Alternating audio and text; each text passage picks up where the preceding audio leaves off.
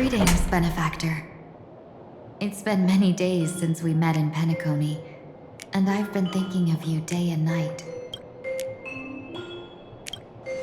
Though my skills are meager, Madame Yao praised my resolve to kill my enemies, saying that was just the variable she sought. That's why she assigned me to temporarily serve under her command for this expedition.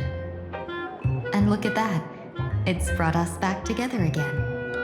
What fortune. I wished I could travel with you longer back in Penacony, Benefactor. After all, I've yet to reclaim the opportunities Fantilia stole from me. Hard to say. Like the divinations she casts, she's a riddle shrouded in fog. Apart from the ever-absent Patina Justice, she's likely the most mysterious of the Arbiter Generals. I'm sure there's no mortal danger. Please forgive my jest, Benefactor. Being around Madame Yao has gotten me into the habit of cracking jokes all the time. Her actions may seem inscrutable, but she always provides what you need ahead of time. That's why even those who grumble still carry out her orders with diligence. In truth, doesn't she seem more like a shrewd merchant than a diviner? But then, when have any Arbiter Generals ever been ordinary? Don't go back on your word, Benefactor. We can find a local bar and share a drink while we chat. Madame Yao instructed me to meet her at our agreed spot if she disappears. It's growing late, so I'll take my leave now.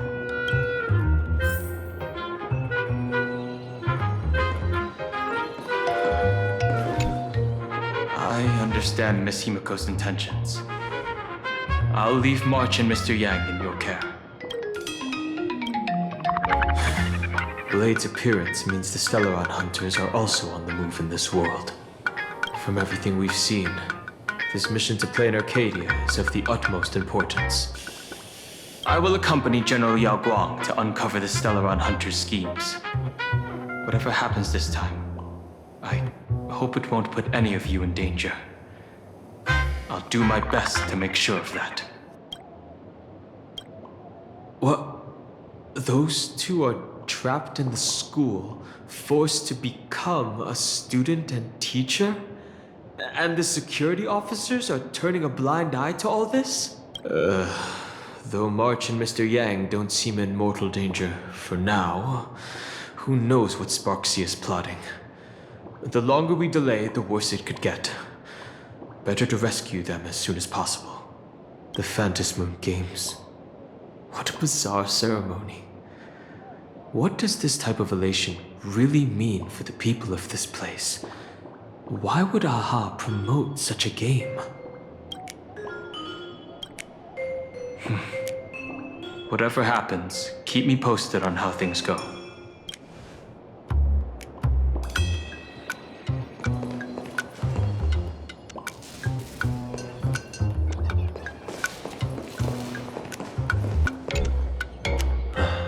Mask of elation can reflect the shape of one's soul. Sure. In Penacony's decorative arts, ravens often symbolize the hidden desires and whispers of humans' dreamscapes.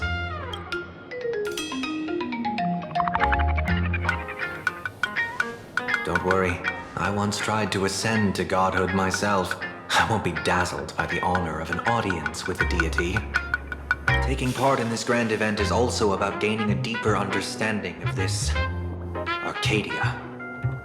Just as one cannot miss the Charmony Festival when visiting Penacony. There's no rule saying that supplicants of the Phantasmoon Games have to fight each other, right?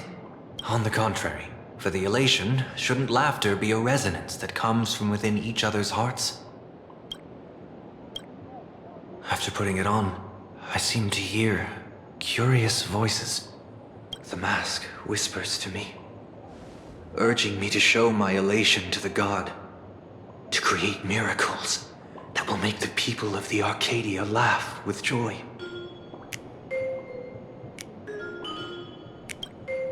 That's a good one. When that general, Yao Guang, shows up again, I should discuss our collaboration plans with her. Good luck.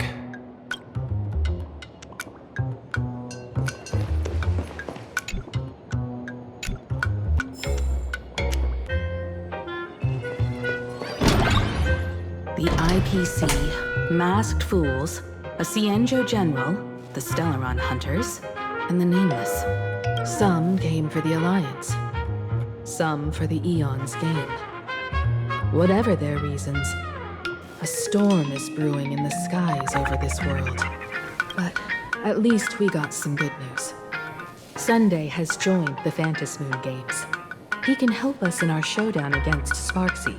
Let's rendezvous with Sparkle at the tavern. We must uncover why Sparksy entered the Phantasmoon Games, and what sort of Sparksicon she's got planned for Graphia Academy.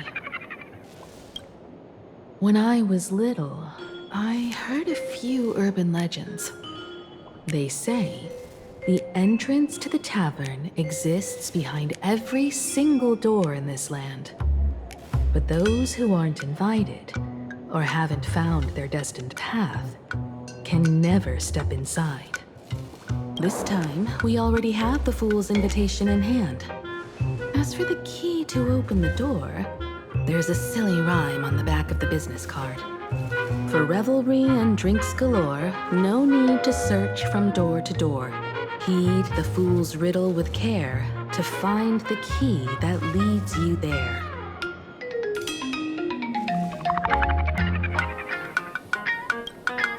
So, about the fool's riddle, got any leads?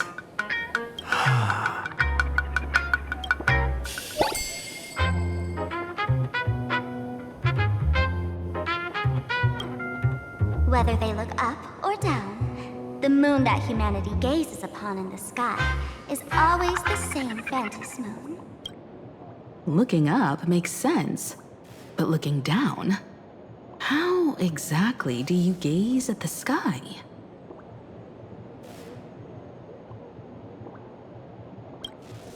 Oh, it seems fate ties you to the tavern. I get it now. The answer is Dovebrook.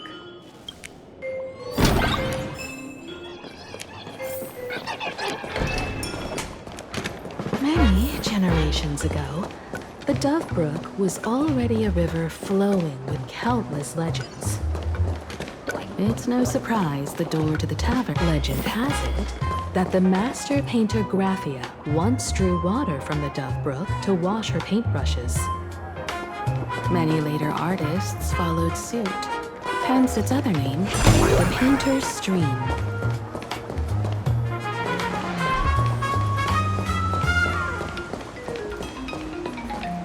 Looking at Dovebrook's scenery, memories from my student days just come flooding back.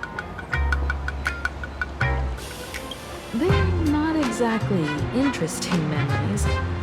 Back then, Dovebrook District was teeming with gangs. There were hooligans running around everywhere, and some really loved messing with the students. I was taller than my peers, and happened to be training in martial arts. To stand up for my juniors, I would occasionally get into scraps with the thugs on the streets. The people who fell into the Dovebrook River would cover the surface like bean sprouts in noodle soup. It all feels like it was just yesterday. Sometimes the thugs fell in. Other times, I took the plunge myself. Back then, I was a bundle of restless energy. The teachers always said I was like a wind-up toy that never stopped banging its drums and cymbals, stirring up a commotion wherever I went. In the blink of an eye, 15 years have passed. hard to believe someone as reckless and willful as me became the navigator of the Astral Express. Now's not the time to wax sentimental. We've reached the banks of the Dove Brook. So, where's the tavern entrance hidden?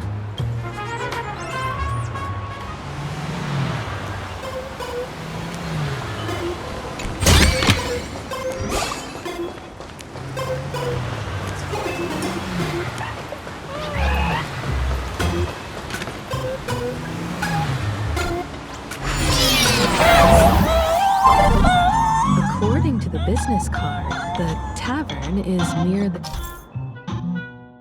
Sinwish Syndicate headquarters.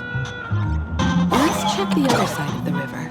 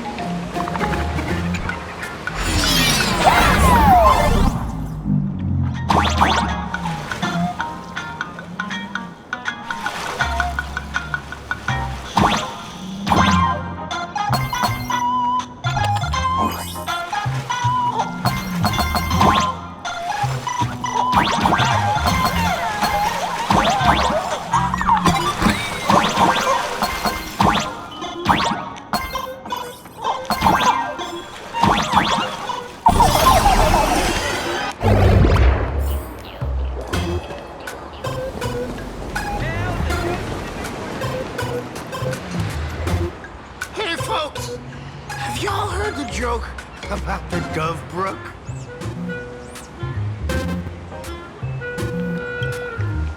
Yeah, one day, a criminal escaped from prison.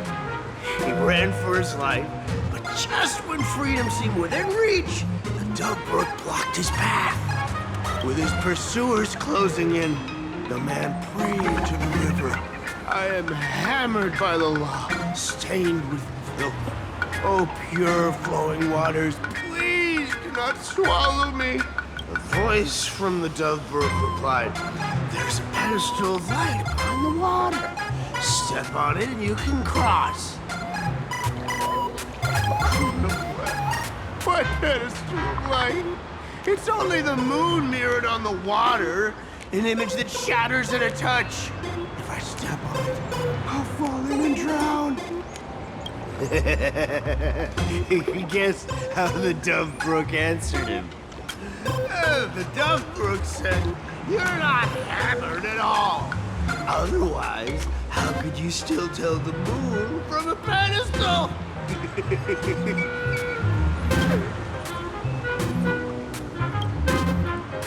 It's fine. You don't have to buy me a drink as long as I can make you laugh.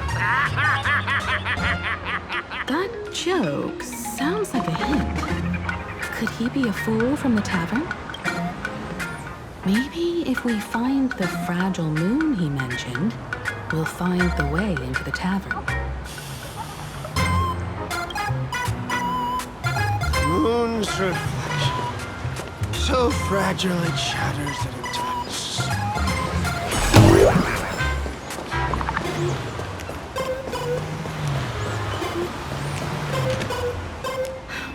Sparkle's riddle says this. Whether looking up or down, they all see the same phantom moon when gazing at the sky. We've gazed at the sky already, so next... From this angle, the moon's reflection is right here. It does look strange in the water. If what the card says is true, and the fool's riddle is the key to entering the tavern, then this moon must be the door lock. Come on, let's take a closer look at this strange moon.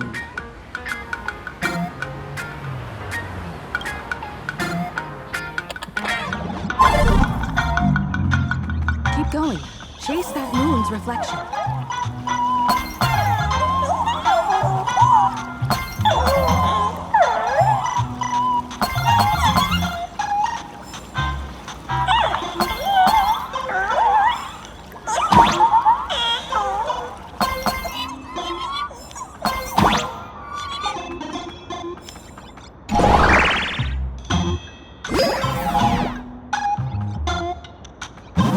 The fools are guarding the moon's shadow tight.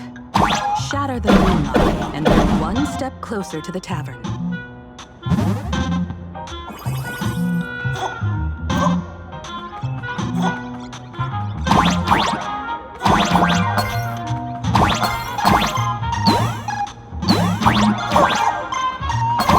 Let's try again.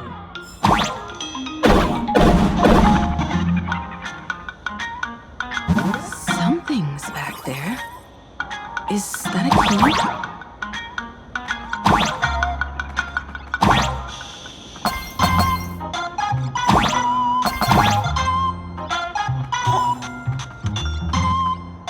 The moon is about to break.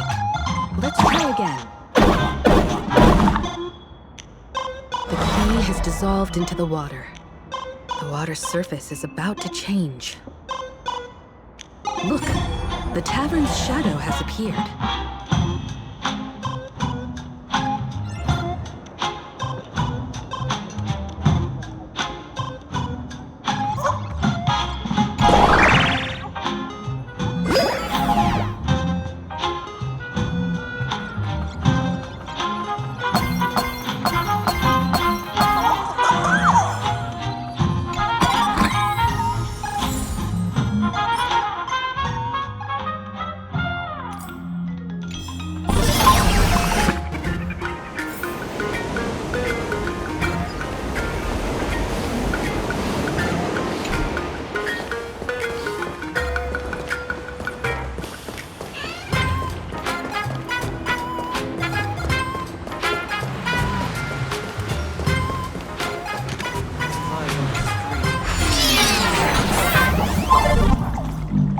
If we follow this path ahead, we should reach the tavern.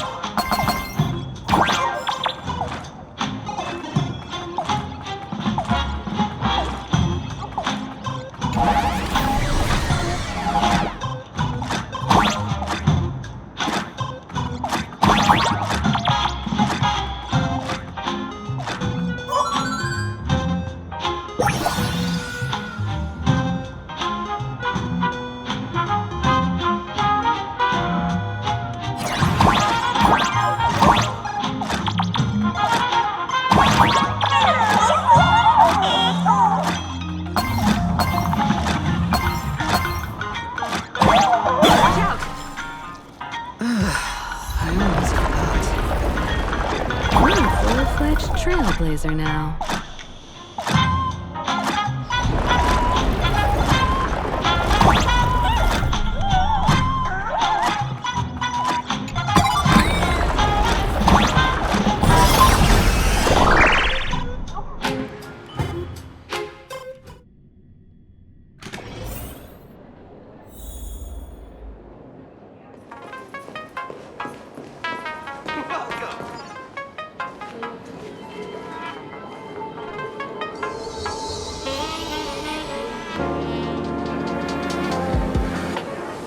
So this is the World's End Tavern. No.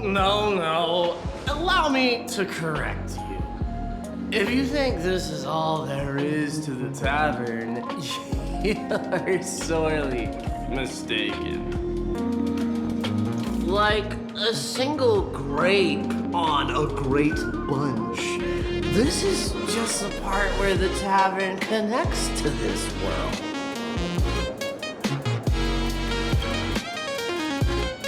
Sorry, but this looks like a regular lounge.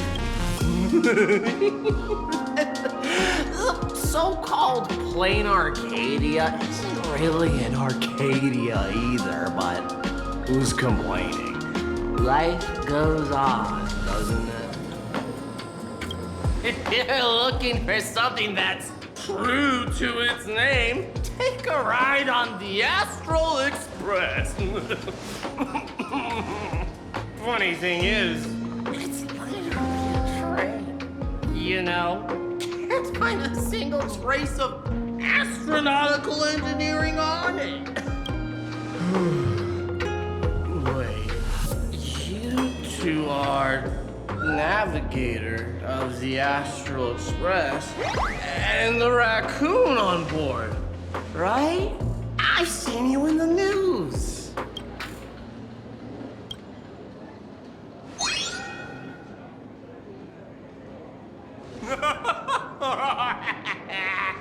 Friends, a big shot is here. A real knee slapper incoming.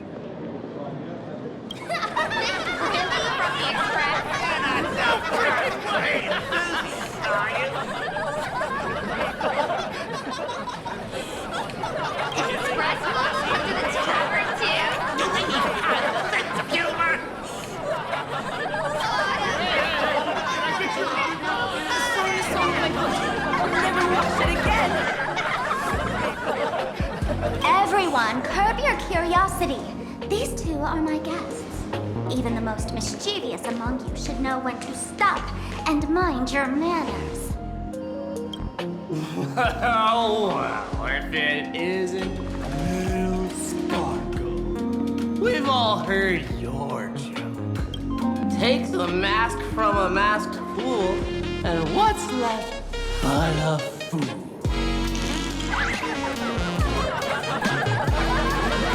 Oh my! Wouldn't a masked fool be better off without the fool? An empty mask sounds even better. No?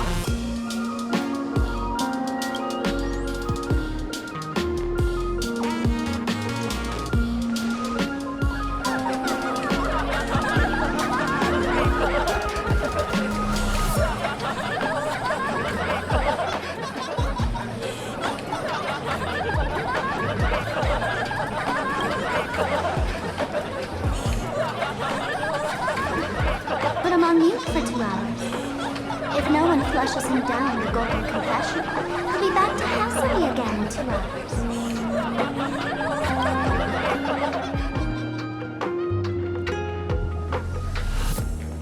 Alright. Now I can finally entertain my guests without interruptions. You two, this way. Let's talk about the imposter.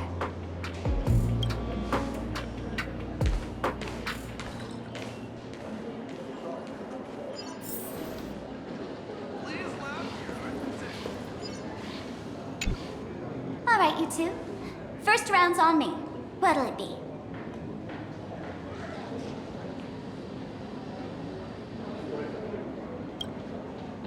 We're not here to drink. Time's ticking. Did you find anything on Sparksy? Don't pull a long face. You'll sour the vintage in the cask.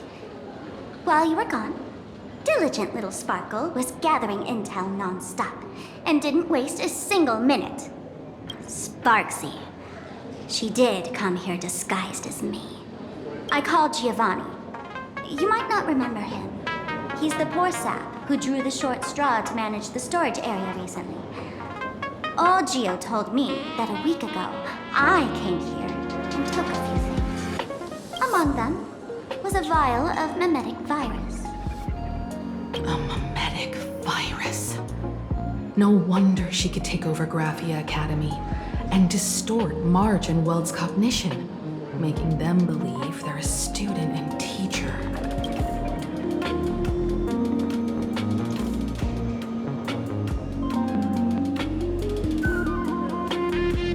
Close enough. This so-called Sparksicon is a front for spreading a mimetic virus. Knowing that isn't enough, what type of mimetic virus is she spreading? What are the symptoms? We need more on her plans and actions before we can counter it. Thought of that already. So I visited a few friends and learned where the imposter's been haunting. To dig up details, I'll have to get hands-on. Lead the way, then. Let's move. Stay close. Give it a save all. Some dry jokes. Shake.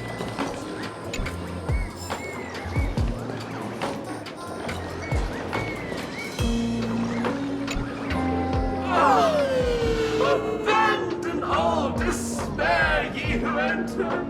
If you want to pass, then amuse me. By the way, hate to ask, you're not Aha themselves, are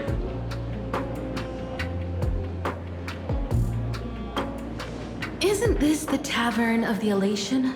Don't you welcome the laughter, gracing you with their presence? You're wrong. It's not that they'll unwelcome. See that? The fools put up a sign over there. Aha and morning actors stay clear from the door. Stay clear! Ridiculous as it sounds, it's true. After 666 invitations to Aha went unanswered, the younger fools voted to expel the laughter from the path of elation. Oh, I get it. It's like students expelling a teacher from a classroom. The action is meaningless. The message is loud and clear, though. All right, Mr. Doorway. I assure you that none of us three is Aha, and none is a morning actor. Oh, it's Sparkle. Is it really Sparkle? It's not someone else pretending to be Sparkle. I can't tell, and I don't care. Listen up, gray-haired lad. If you want me to open, pay the toll with saying a joke. I've been waiting for the one joke that can cure my melancholy. Now,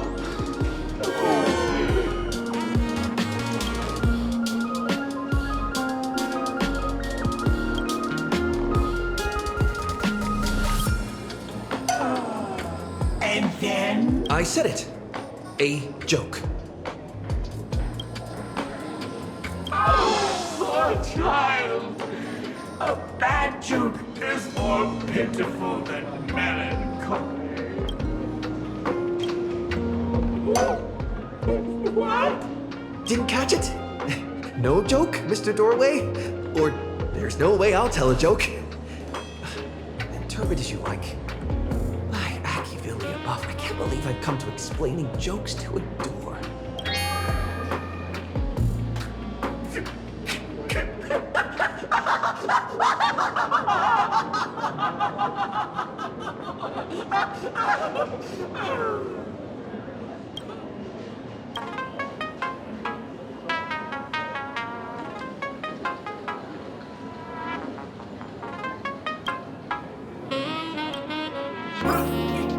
What are you going to do?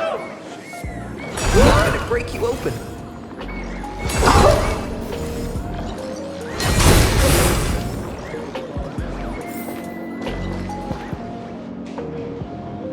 Didn't expect you to have the pull to get me into the tavern.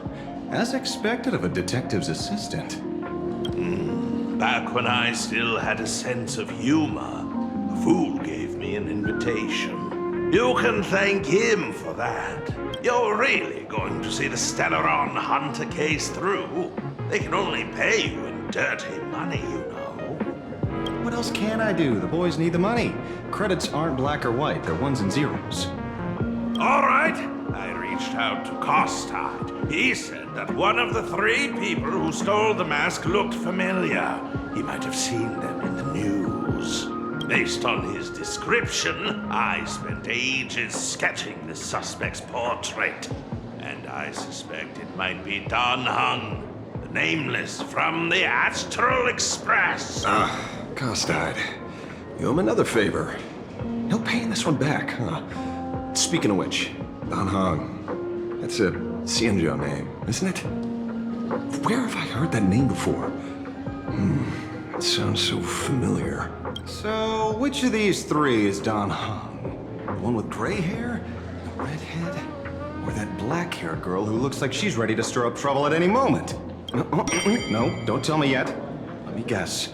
I know a bit of the Xianzhou language. The word Don can mean red. So Don Hong is the lady with red hair, right? Your deduction skills never fail to impress. Fine, I'll just give you the answer. None of these 3 is Don Hung. Do you even watch the news? TV, newspapers, the internet, it's all fake news. What do you expect me to look at? Let's get down to business. I couldn't find any trace of Don Hung's actions. It's like someone wiped them clean. So I decided to try a different approach. Keep tabs on the other members of the Express crew. Maybe following their trail will lead to clues about the mask. Nice work, Mr. Wren. They're heading deeper into the tavern. Follow me.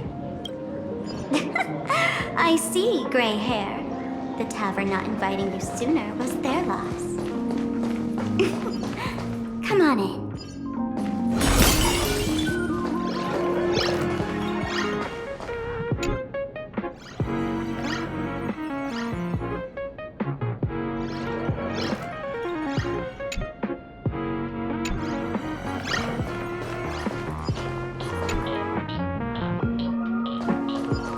Is the drink in these barrels really brewed from jokes?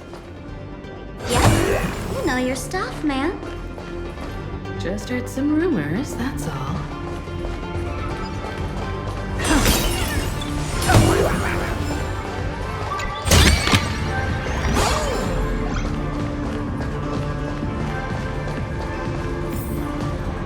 Where's this?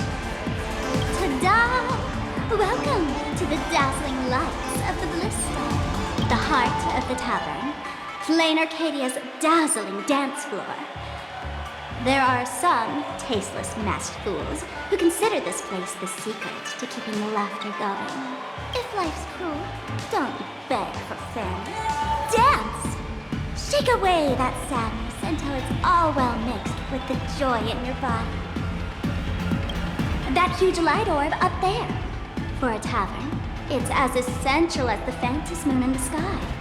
If we get the chance, I can take you inside for a real eye-opener. Speaking of which, 2 months ago, some idiot, after downing hundreds of drinks, had the bright idea to knock it down with a super overlord spinning top. So, we had to reinforce the Bliss Star with a steel frame around it and seal it inside the world in canvas.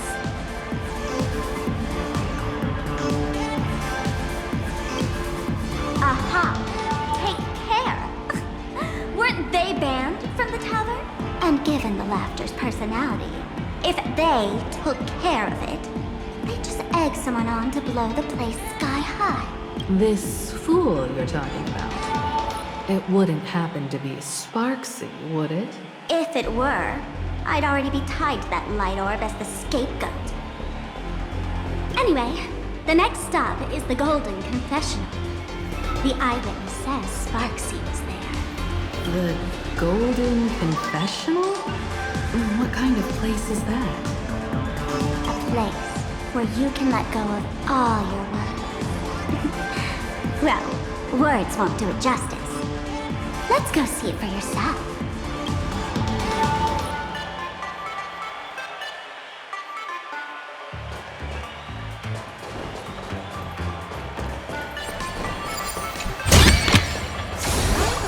You want... Fine.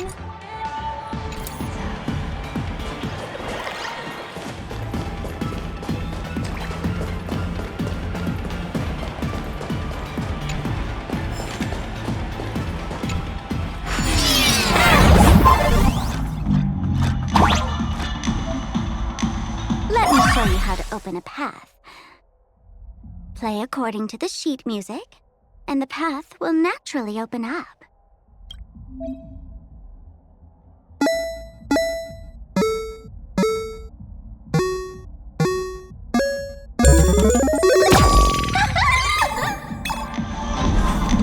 The steel frame actually opened.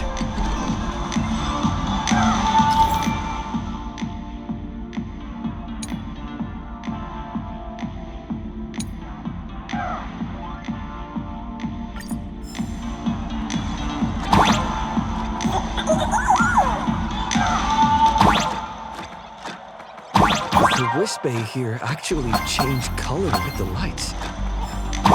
Just another night at the tavern. Fun, right?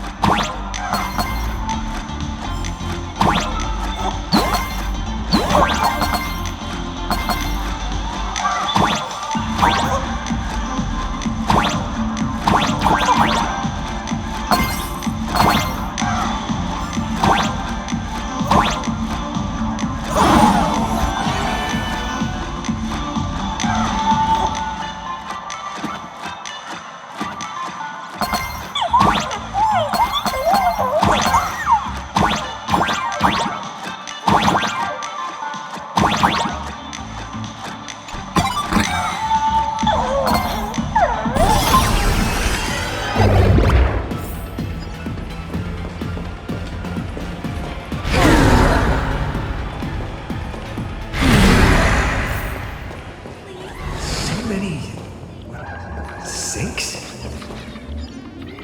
Why bring us here?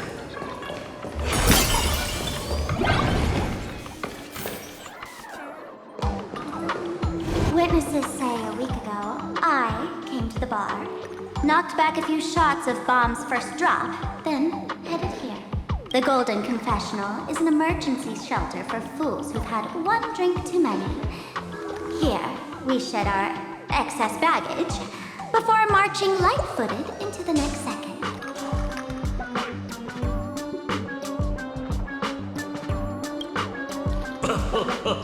Oh, well, well, looks like old Zippo's become the king without a crown. Well, if it isn't my old friend. Sparkle's sake, you be coming to the tavern. Old Sampo's heart is bursting with joy and a teensy bit of sorrow. How did Sparkle beat me to inviting my number one buddy to the tavern for a drink? This me, old friend? Hello, Miss Himiko. Long time no see. Mr. Sampo, hello. What business brings you here this No business. Just here to repay an old favor. Ms. Fool here sent me a message asking for HELP. Someone's been parading around the tavern impersonating her. Well, now, this is some juicy news. Miss Sparkle's usually the one impersonating others, but look how the tables have turned. The trickster's getting a taste of her own medicine. Shush, Sampo. I brought you here to repay a favor, not to gossip about me. Oh, I've suffered the embarrassment of losing my mask myself. Thanks to Miss Sparkle's mercy, I didn't end up stranded, so here I am today, ready to help you out. No questions asked. All right, then. Let's get to work. get to work? What are we doing? Naturally, we'll fish around in these thrones where humans dump their worries and find the worries that Miss Sparksy left behind. You want us to unclog your toilet? I'm not joking. Don't be too shocked, you two. Let me share a little secret about how we masked fools stay mentally healthy. Drink a mood lifter like Bomb's First Drop, and all the harmful memoria in your body, you know, the pain, the worries, gets purged in one go. That's how fools pull pranks and have a blast without a shred of guilt.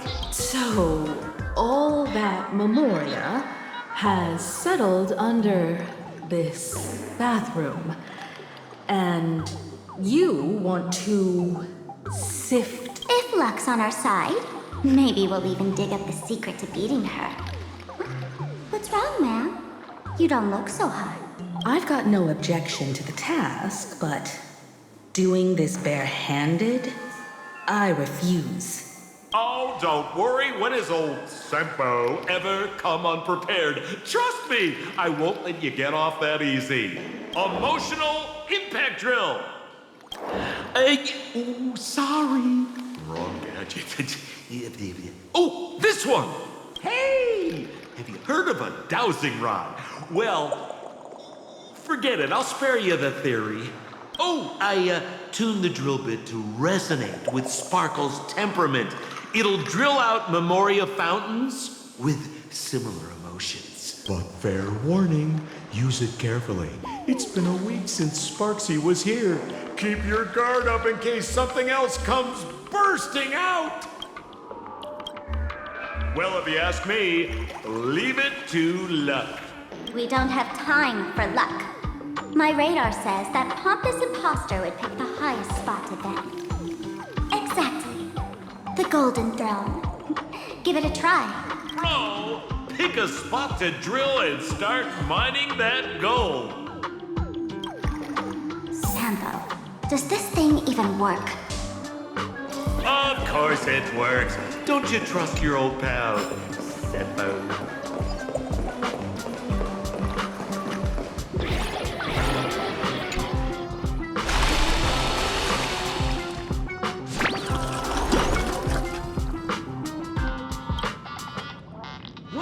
That doesn't seem like something she'd be worried about. After going through all this trouble to sneak in, thought I'd go down in a blaze of glory if I got caught. What the heck is going on with this place? Have the masked fools really fallen this far? Me? I'm a morning actor. Isn't it obvious? Can't you tell? I'm very sad right now. Let me tell you about my tragic mission. After the tavern issued a ban on morning actors, I painstakingly snuck in here to reveal to them the truth that destiny is eternally sorrowful. I failed. I smashed every obstacle during the infiltration, only for the outcome to smash me. Yesterday, I went on stage at the bar and revealed my true identity to everyone and told them a tragic tale, bracing myself for their harshest punishment and farthest exile. But these fools kept whistling from below, and some bought me several rounds. Someone even came up on stage to hug me, praising me as the unprecedented masked fool. This is utterly humiliating.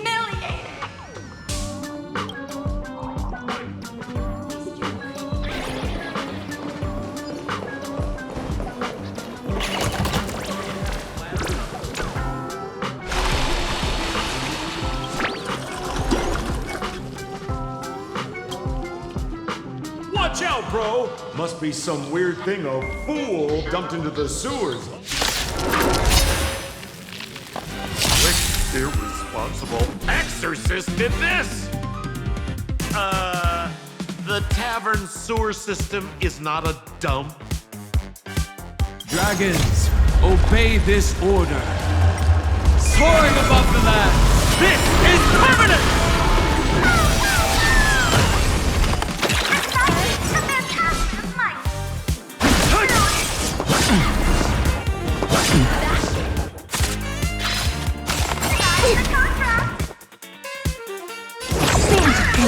I'm just a frail skunk. Insanity!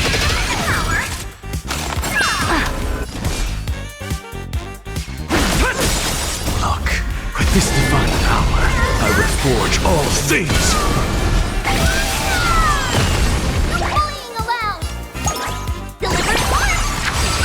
What's the matter? To the soul, insanity! Curiosity. Endless. Nothing but a boy.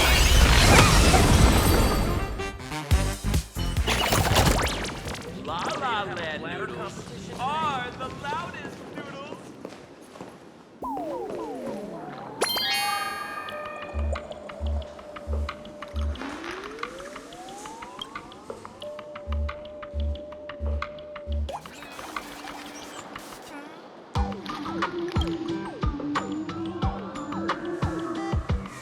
Simple?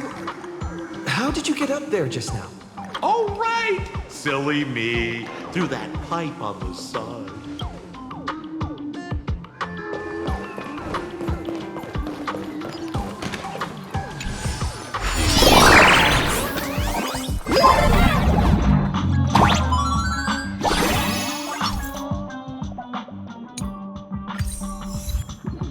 What's this? A plunger?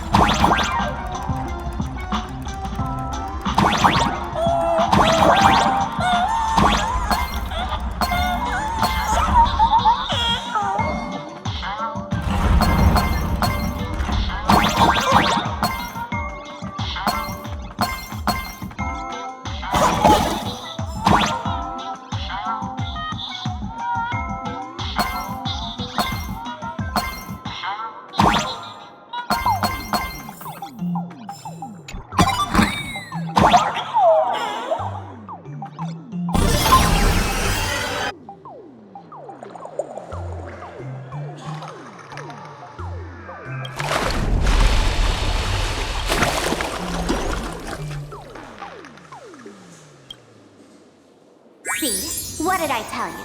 The imposter's worries have appeared.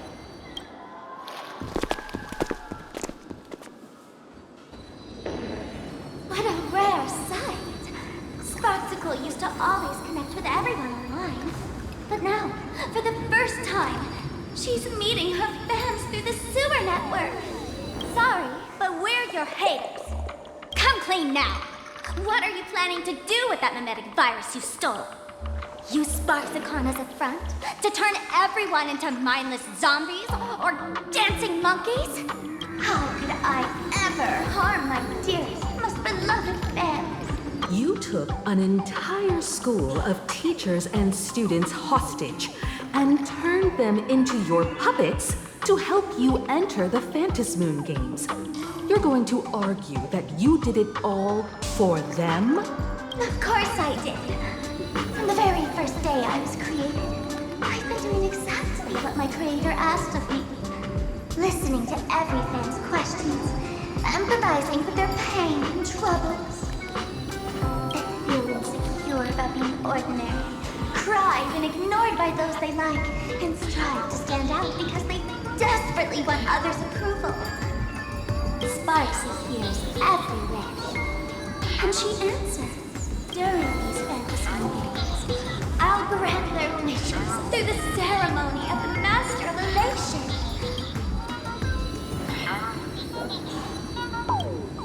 No, I'll give each of them a choice. The choice to become me. Because deep down, every one of them longs to become Sparksy. To wear this dazzling mask, capture the internet's attention, and bask in praise. You must have heard that saying. In the future, everyone gets their 15 minutes of fame. Now, that moment has come. Sparksicon will turn every spectator into me! For reals? She plans to use a mimetic virus to turn everyone into herself? Oh, the answer was right there in the riddle all along. You know, I gotta say, that's very Sparkle.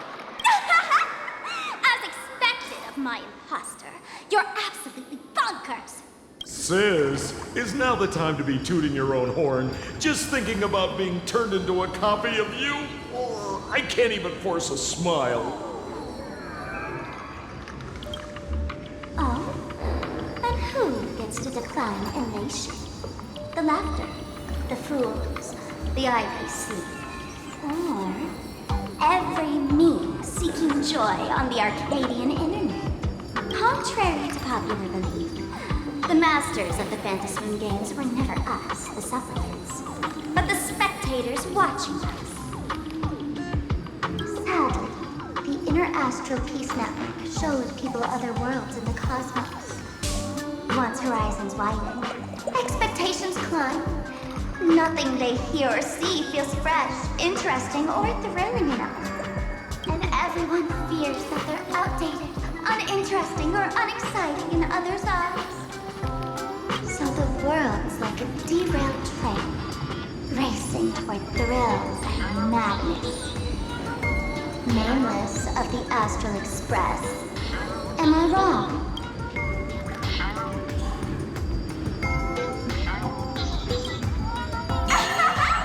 Bingo! You got it. I'm a kind of her. Wherever there's a screen, wherever my audience is, my eyes and ears will be there too. I want to see how far you in this outdated model can go. The harder you struggle, the more spectacular it'll be when I live stream the Astral Express Cruise derailment at Sparksicon. I'm looking forward to your resistance, Nameless. Oh, heads up, everyone! She's getting serious.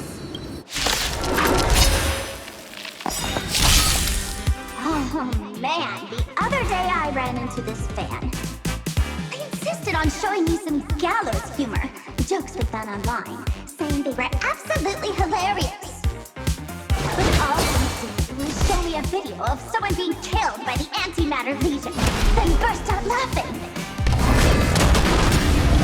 Come, let's all enjoy this gallows humor together! Dragons, soaring above the land! This is permanent! It's coming!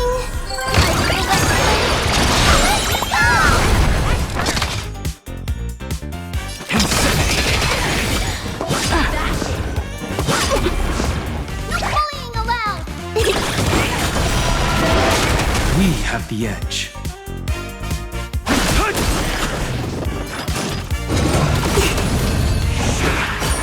Never seen perfection before. Open sesame.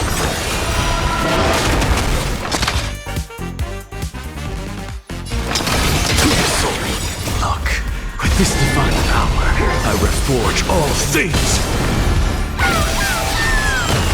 We have the edge. Curiosity. Endless. Nothing but a boy. I don't have time for this. Expand your thinking. Glimpse me.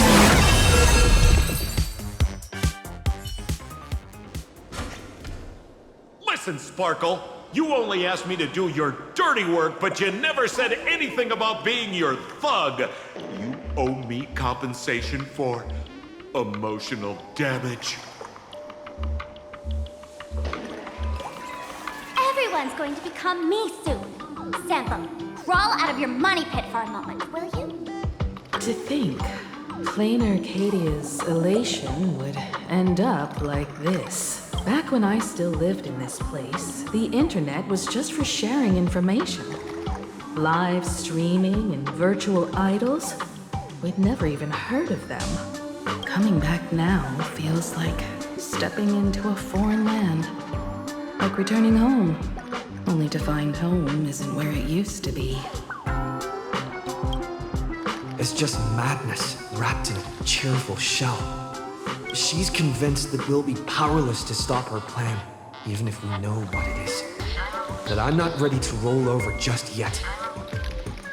I know. Even I don't want to turn into that phony's look-alike. Though, we're not that different. Since the fools stash dangerous things like mimetic viruses in the tavern, I assume they must have also prepared some countermeasures? Man, you give us fools too much credit. This is the tavern, not the well-ordered herd of space station. But I do know a place. With some luck, we might find a mimetic virus cleanup expert. All right. Now that you folks have a lead and no shortage of fighting spirit, old Sempo's calling it a day. The Astral Express always has a way of handling crises, doesn't it? With big shots here, a sidekick like me doesn't need to steal the spotlight. Oh, if you run into trouble, you can always ring old Sempo then. I'll even give you folks a special discount, sort of. Well then, farewell, everyone. So, where are we heading next? Let's check out Fatal Joke.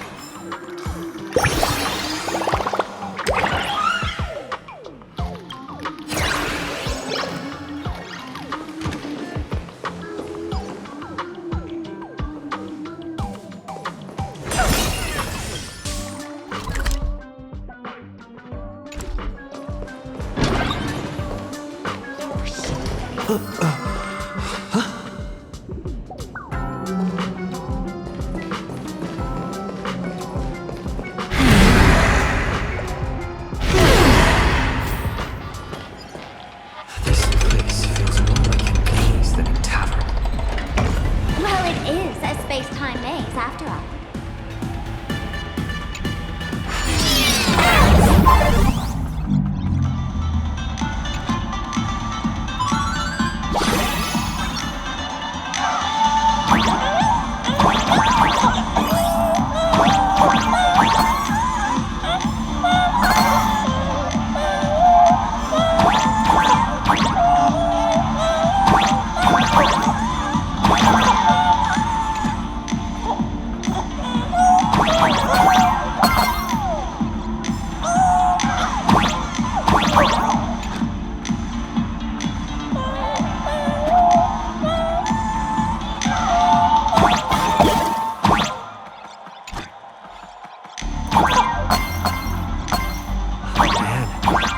Wish we had one of these light orbs on the Express.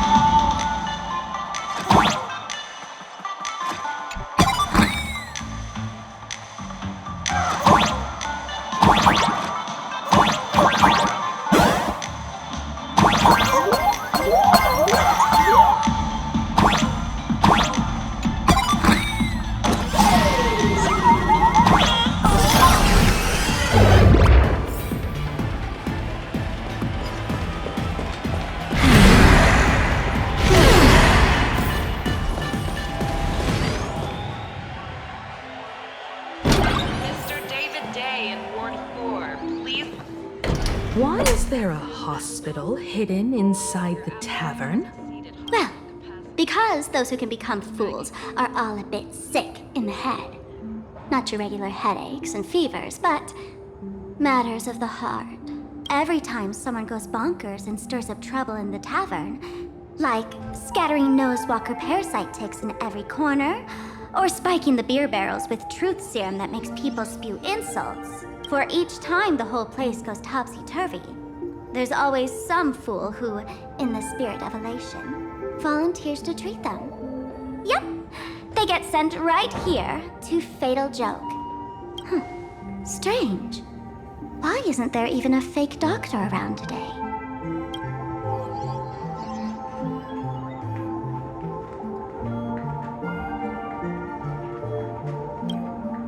Even if some fool claims to have a legit medical license, you wouldn't dare trust them, would you? Attention patients. Please refrain from eating beef hot pot in the hallway. If you wish to dine, please invite the hospital director to join you. Thank you. Would Dr. Hartman from plastic surgery please report to the director's office immediately? This hospital doesn't even have a plastic surgery department. Who on earth are you? Dr. Zhongshan from mental health care, please report to exam room 1. We're 1 player short for cards. Thank you. Is this a theater or a hospital? Alert. Patient detected ahead. Patient detected ahead. Please line up in an orderly fashion for registration and wait for the doctor to begin consultations. Patient number 01, Akavilli. Is there a Mr. Akavilli? Mr. Akavilli, diagnosed with Stellaron symptoms per the records. Are you present? Please proceed to exam room 1. They called you by name, Mr. Akavilli? You might as well go take a look.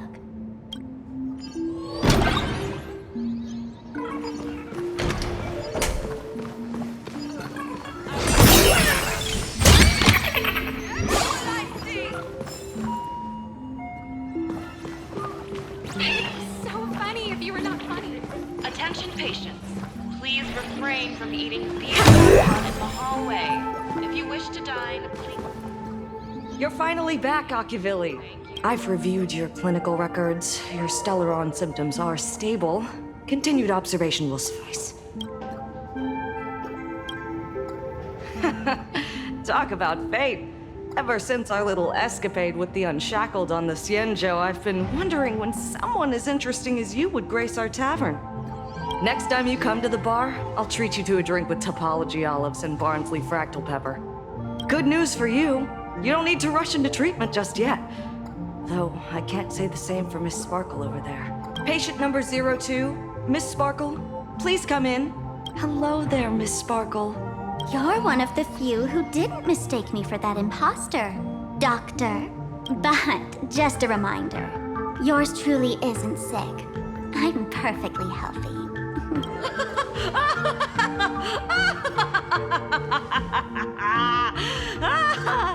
Oh, everyone who comes here says they're perfectly healthy. I've seen so many patients, and you're among the most severe.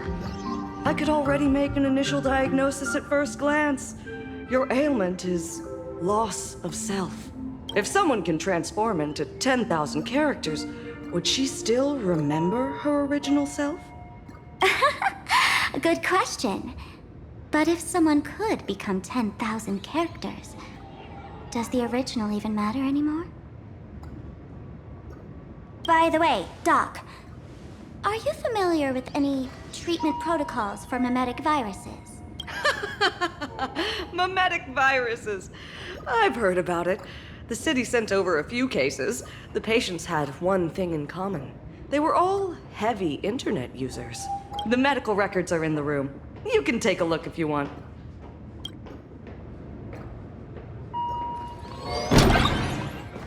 Is this Duomension City? How is that possible?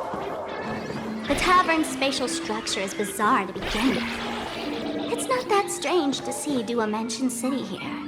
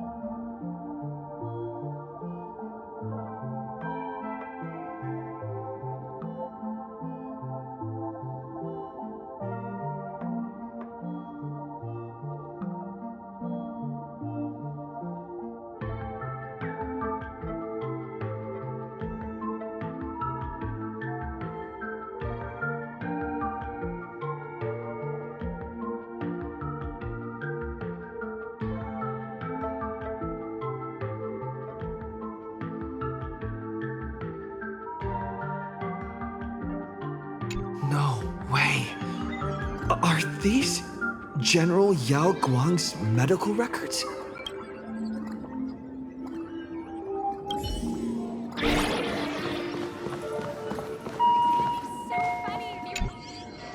The medical records are on the bookshelf. First pile on the left.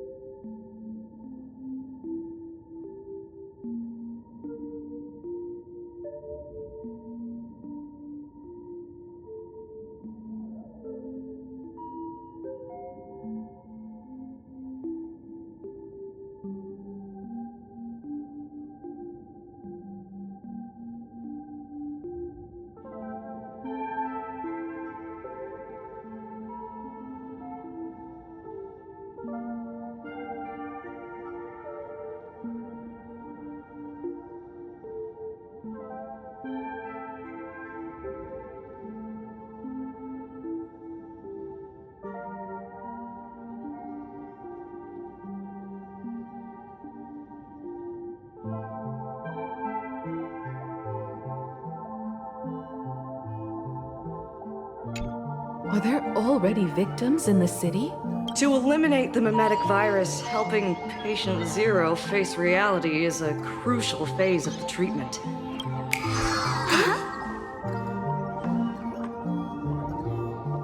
What's happening? You've never been to Fatal Joke before? That's not surprising.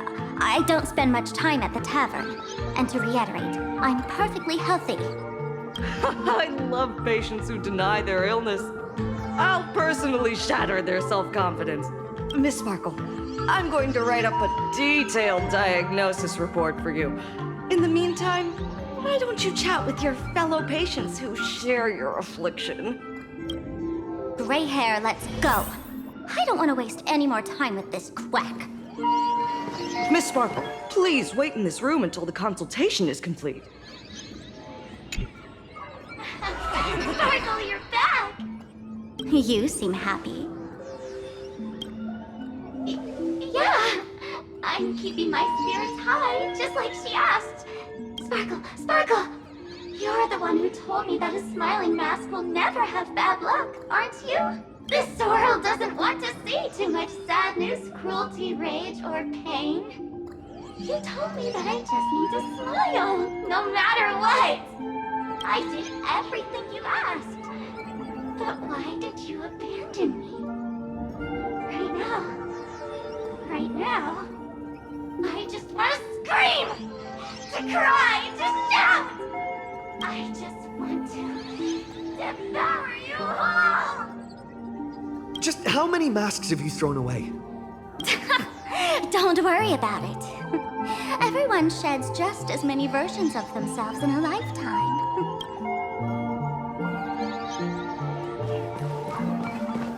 Attention. Hey there. Are you also troubled by the same illness as me? What illness do you have? I once suffered from a disease called Fool. A masked fool named Sparkle grew out of me, slowly becoming one with me.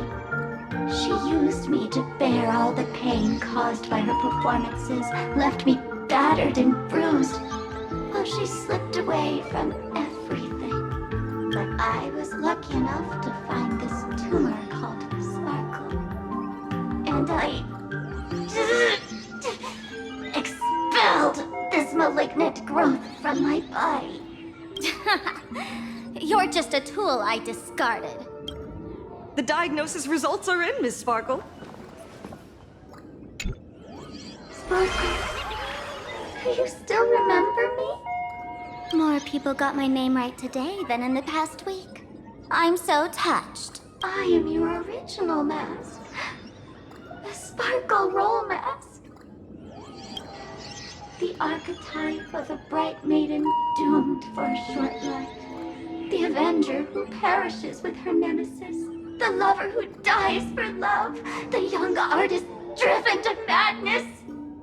You used me to win fame, applause, and countless eager gazes.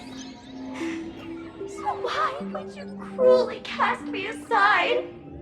Please, wear me once more. The worst thing an actor should do is be tied down to one type of role. Do yourself a favor and stay down. Attention all documents. Miss Sparkle, I have your results. Your main components are madness, humor, and a theatrical personality. Unfortunately, the proportions are badly imbalanced. You're beyond saving. But the silver lining is your mask has fallen off. She's free at last. And that's where everyone's misfortune began. None of the masks I've cast off ever had such strong opinions or such a temper.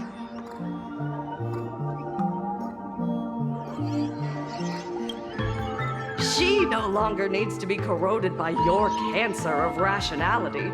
Now she can do anything that you wanted to do but didn't dare to do. Ha! As if there's anything Miss Sparkle wouldn't dare to do. For example, you don't dare wear any one mask for too long. Like a butterfly shedding old skin, you keep discarding every mask just so you won't be defined or bound by them. You're afraid to stop, to be stuck in some stereotype. You're afraid that one day you won't be elating enough. That's why you drew Miss Sparksy and became her online. As a dazzling mask, everyone confides in her. Everyone wants to be her. Everyone feeds her their clever ideas. You thought this would inject new life into your elation. But sadly, once the mask is on you, you become its accessory. People care only about the image the mask paints. No one cares about the you beneath. And that is why she came to life. Human recognition and desire will flow through the internet, providing nourishment for her to bloom. She'll become a bewitching flower, conforming to everyone's wishes, letting them wear her, become her, and blossom across all of Planarcadia. What a beautiful sight. Stop? You mean treat? Yes? Cremate Sparkle. That's the best treatment I can prescribe. And here I thought you had something clever. After all, there's only one radical cure for all suffering. Make oneself disappear, right? Miss Sparkle, don't think I'm joking around with you. I only misbehave outside the tavern. But here, I am a doctor, without quotation marks. My treatment is real and effective. Generally, when a fool vanishes, their mask loses its power and becomes a dead thing. You're two sides of the same coin, after all. But as for Sparksy, I can't say for sure. During SparksyCon, she'll be worn by millions of ordinary people in Planarcadia, feeding her with sustenance and strength. Your window of opportunity is therefore fleeting. Go on, lie down on that bed and say goodbye to your friends. Press that button and the nurse will come wheel you away. There's a door in the tavern that absolutely positively leads to a still-burning star in Siduni Rama. The nurse will send you there, and that'll be the end of it. And if I say no? Then I'll have to be impolite.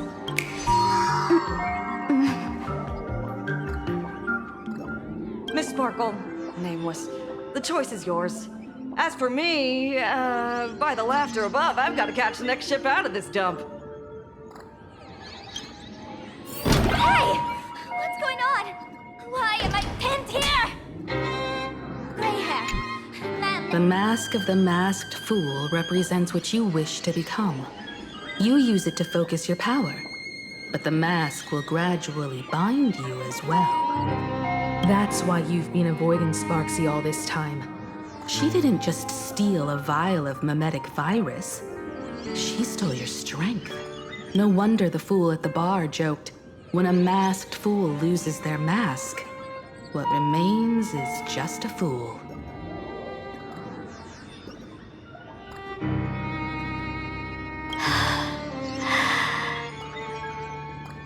Yes.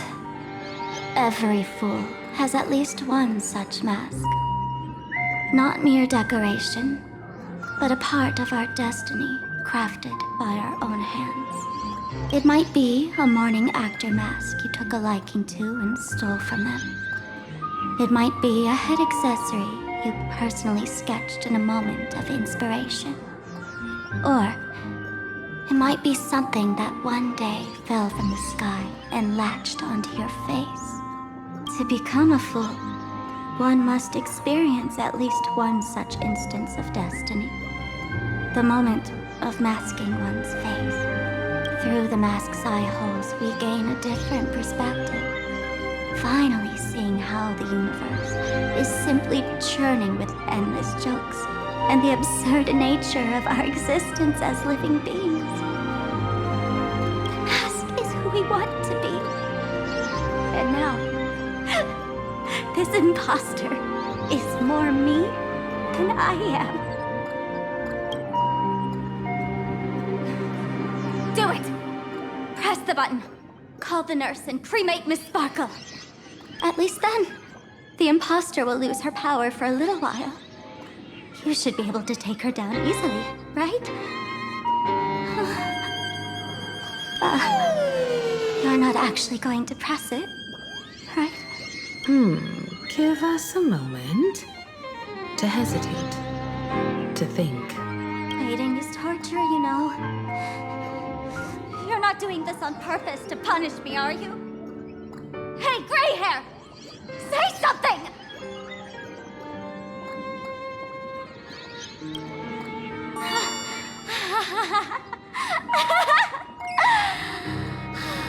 I knew it.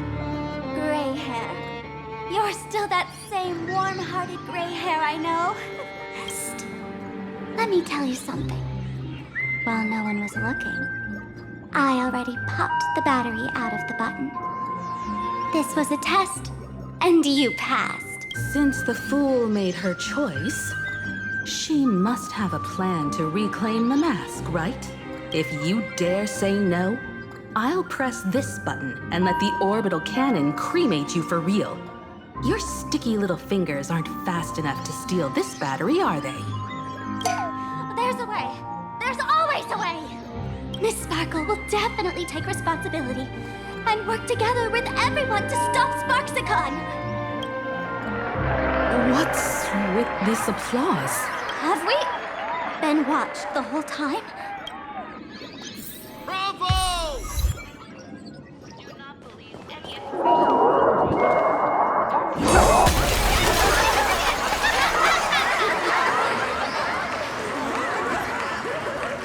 So the audience watched our every move in that treatment? Is this a hospital or a theater? That's life for you. While there's life, there's judgment. In every unseen corner, countless judging eyes are watching, diagnosing, and writing their own prescriptions. I must admit, Fatal Joke is a fascinating place. Real shame I didn't come check it out earlier. Ignore the spectators. They're just here for laughs. They won't help and couldn't if they tried. You said you had a way to stop Sparksy. Let's hear it. What's the plan? I've got a few anti-sparkle weapons in my collection. I've always had this premonition that one day Miss Sparkle would become an unstoppable terror in this universe. Someone has to find a way to stop me before that day comes. On a trip, I met a girl who shared my tastes. She had quite the knack to be a fool. In our battle of wits, she nearly turned me into sparkle paste using the local tumbleweed specialty. She also had a massive mech with beam cannons up the wazoo, ready to blast away any time. I quietly replicated those powerful goodies from my travels. With these anti-sparkle weapons, that imposter won't know what hit her. I gotta say, I'm quite the visionary. You two, let's head to the storage area next. I've already contacted Giovanni. He's doing an inventory check of the lost items there.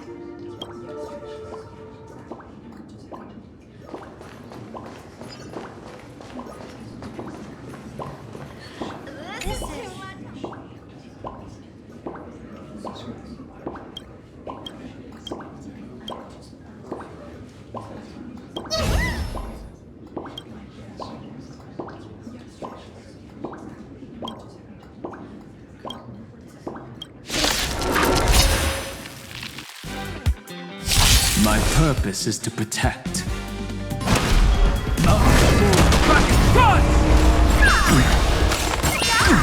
I don't have time for games.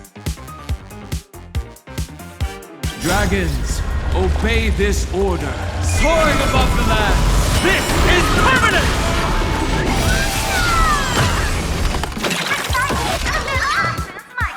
Open sesame. What's the matter? It's coming!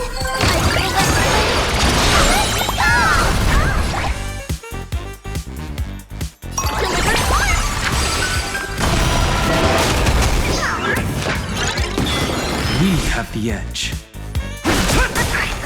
Never seen perfection before. Stand to think.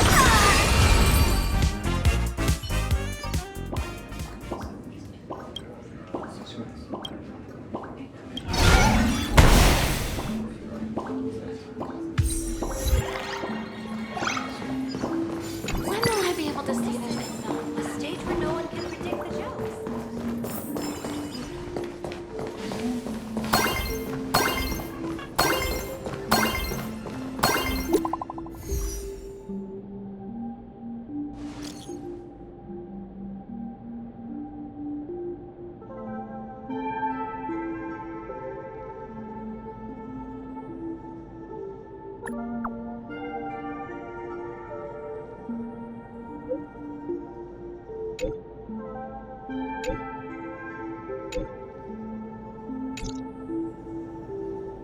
Intel from the school?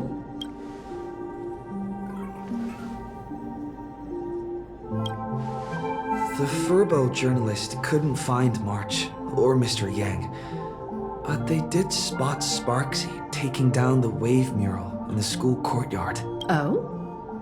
That's noteworthy. Looks like Sparksy is busy making preparations too.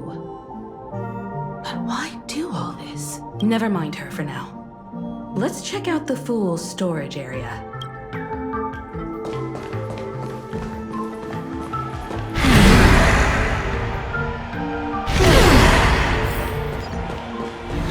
This tavern is huge. It's alright. I just wish there were more fun spots around here.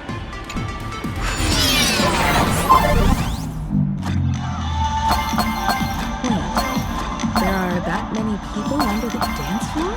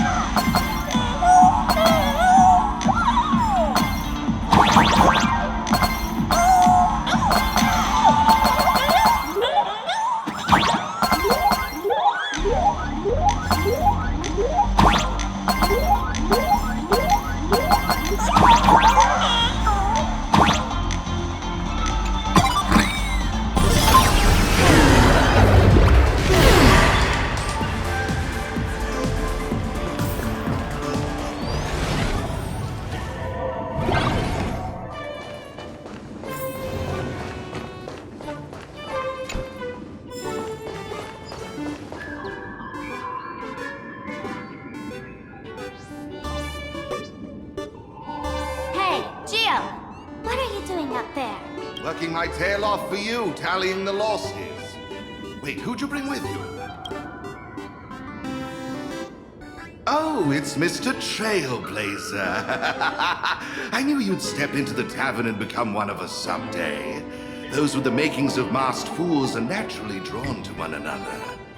You sure know quite a few fools. Ah, and the lovely lady behind you. You must be Miss Himiko, navigator of the Express. A pleasure to meet you.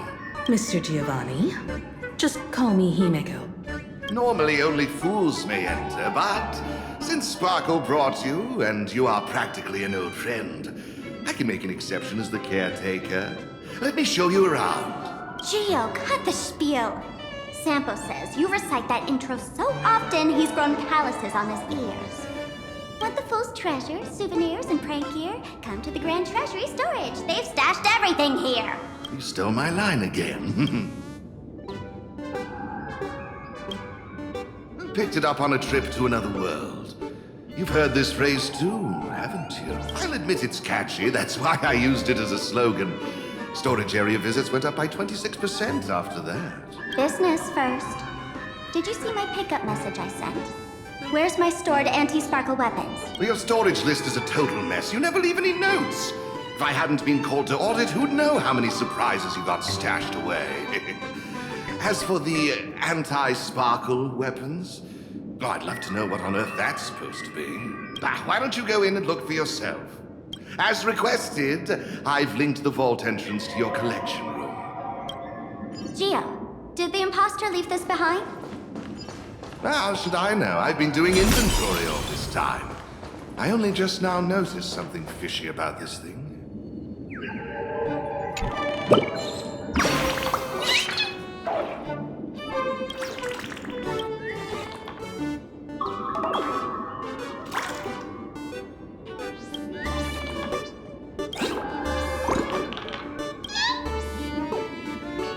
Huh? What's this? Whoa. That's one massive stellar jade. Let's go in and take a look.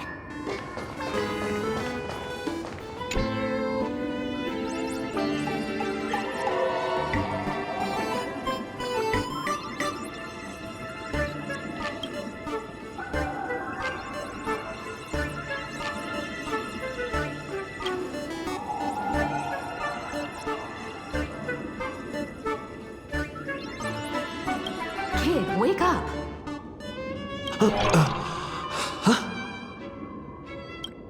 This rock is dangerous. Dangerous? I'll smash it with one swing. You got it! Smash every last one and bring them all back.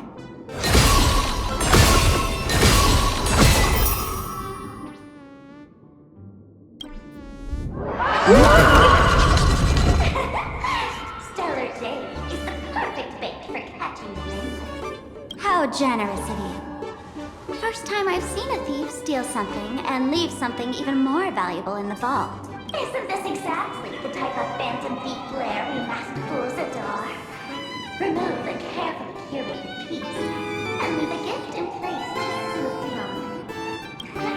A jumbo-sized Stellar Jade is surely worth a jar of mimetic virus and a few anti-sparkle weapons, wouldn't you say? And you stole my other prized pieces too? That worthless junk?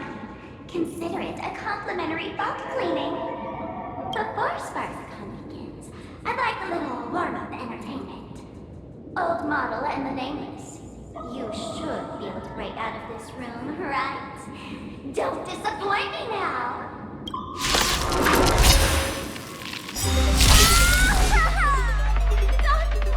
Game over!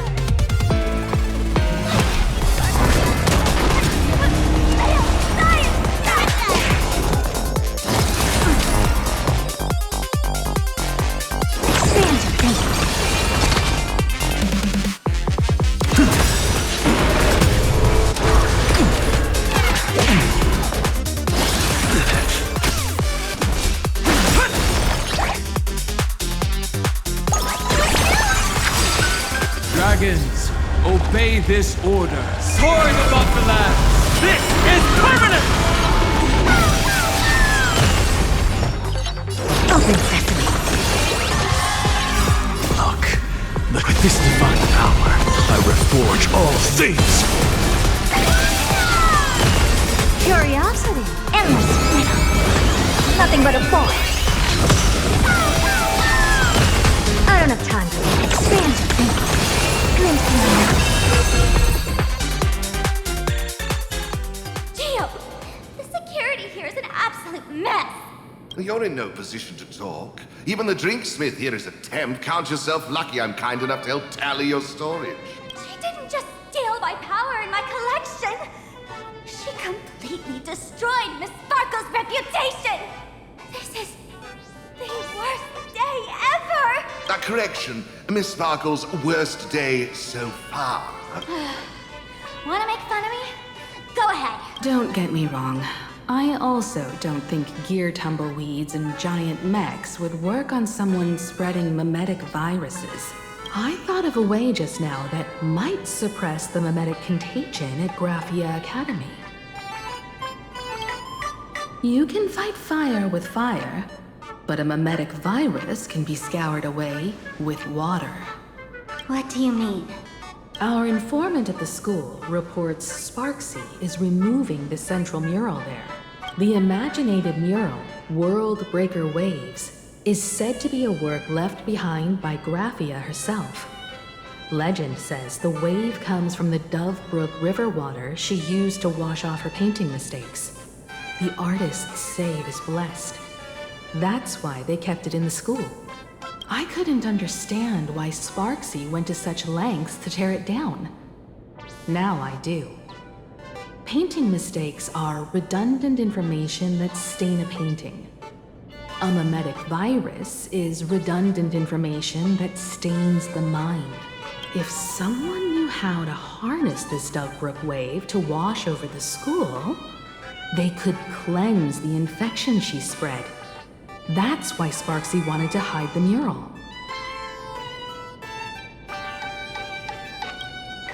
The waves on the painting aren't physical water. Only those versed in the art of imagenesis can control them. As a Graphia Academy alumna, I know a bit of traditional painting. Right now, our most directly effective plan is to break into the school, regain control of the mural, and use it to suppress Sparksy's movements. Let's go. I'll make this imposter pay 100-fold. Looks like our paths must part in haste. I wish you all fair winds on your journey ahead. Oh, if any of you feel uncertain about what's next, here's a small suggestion.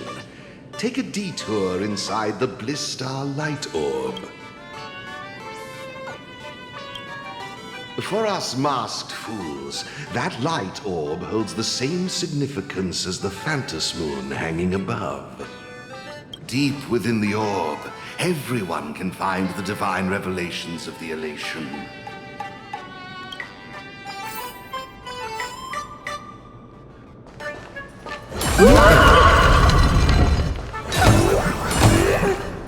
This doesn't look like where we came in. Don't worry. I had old Gio open a shortcut.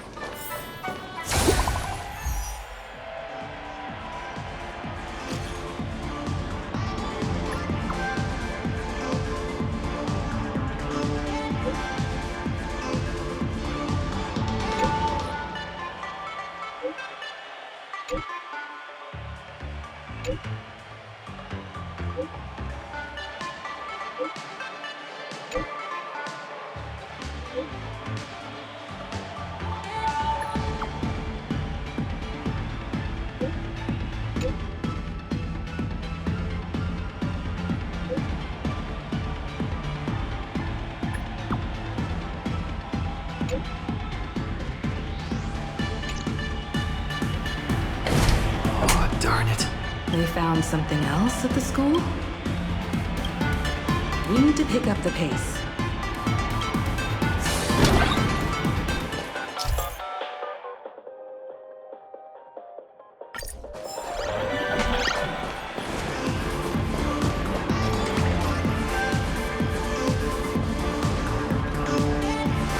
Giovanni said we could find the divine revelations of the elation inside the light orb.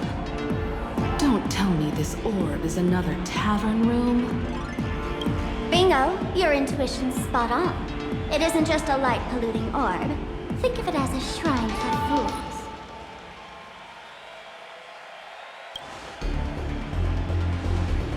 The youngsters only revoked the Laughter's right to enter the tavern. They don't reject things associated with them. Inside this light orb is a miracle tied to a heart. It responds to any fool who approaches.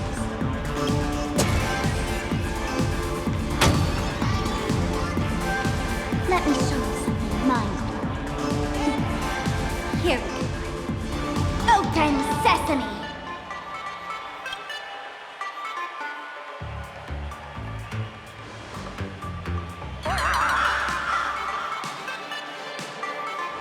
I said, open sesame! Open sesame! Sesame? Open? Hooray! So in their eyes, I don't even count as a masked fool anymore! What a wonderful surprise! The imposter stole my identity too!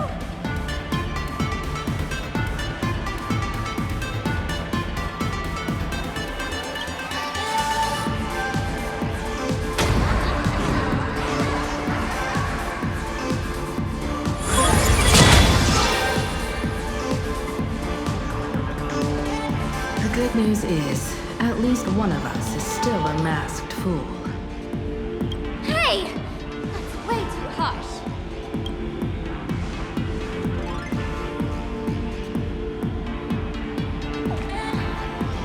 I hate to admit it.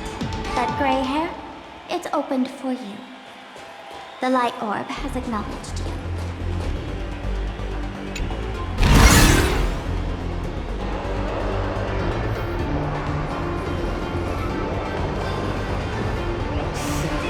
This is the miracle you meant? Yes, among the masked fools, a myth is told. When the Master of Elation climbed the highest boughs of the Tree of Existence, they glimpsed the cold, abhorrent void. The stars turned like machinery, and all meaning yielded to nihility. They gazed further, until they witnessed a newborn fall and cry as if wronged beyond measure. Then they burst out laughing. That crystalline laughter tore through the cold, dead universe, echoing through the realms to this day.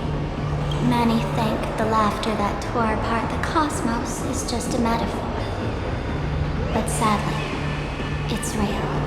The tavern folks call this thing the echo of primordial laughter. It tore open a spatial rift. They say other tavern branches have this too, in multiple locations. No one knows how many there are, or what their existence means. When we shout into it, there's no echo. Toss in trash, and it merrily swallows up. No one knows if this thing will keep widening and swallow the tavern whole. Either way, it just sits there, right over there, motionless, grinning at us forever.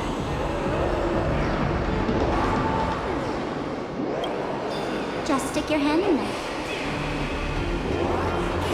It's said, at a turning point of destiny, a fool need only reach into the rift and grasp something. The tavern folks call it the Laughter's Gift.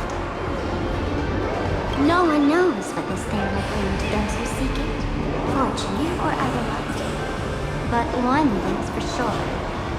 Your destiny's bound to get much more chaotic. Hey, gray hair. Wanna give it a try?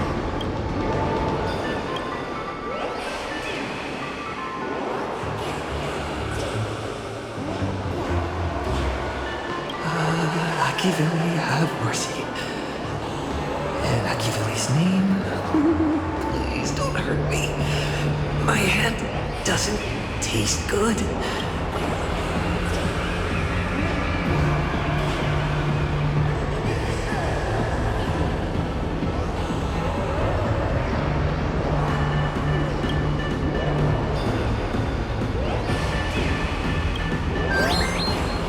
Is this? Huh? What's this?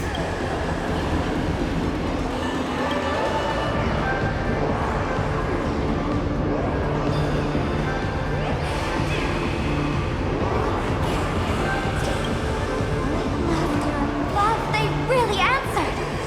But what's their deal giving you another mimetic virus?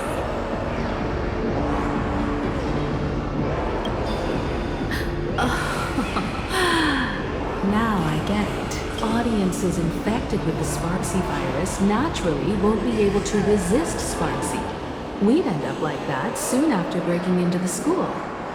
But if we're already infected with another mimetic virus, well, that changes things. And this banana serves exactly that purpose.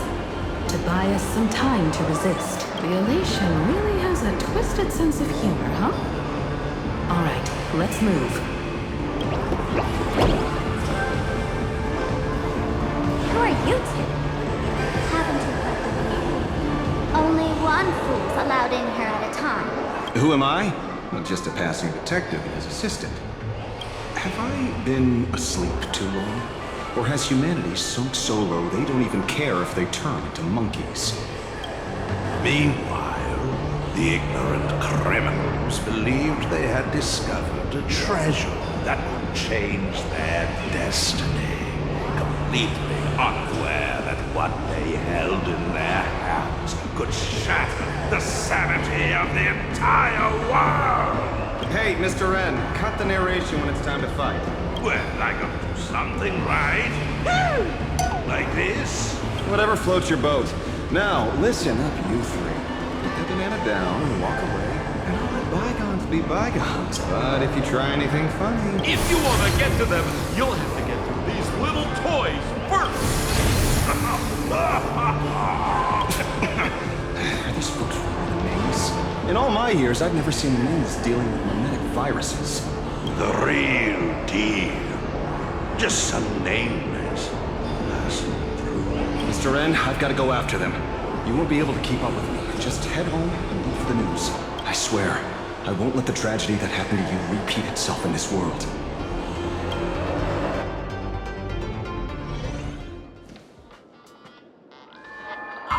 Over here! This way! Run faster! You don't want to get caught by that guy back there, do you? Yo, bro! Just how many troublemakers did you people manage to tick off when you landed?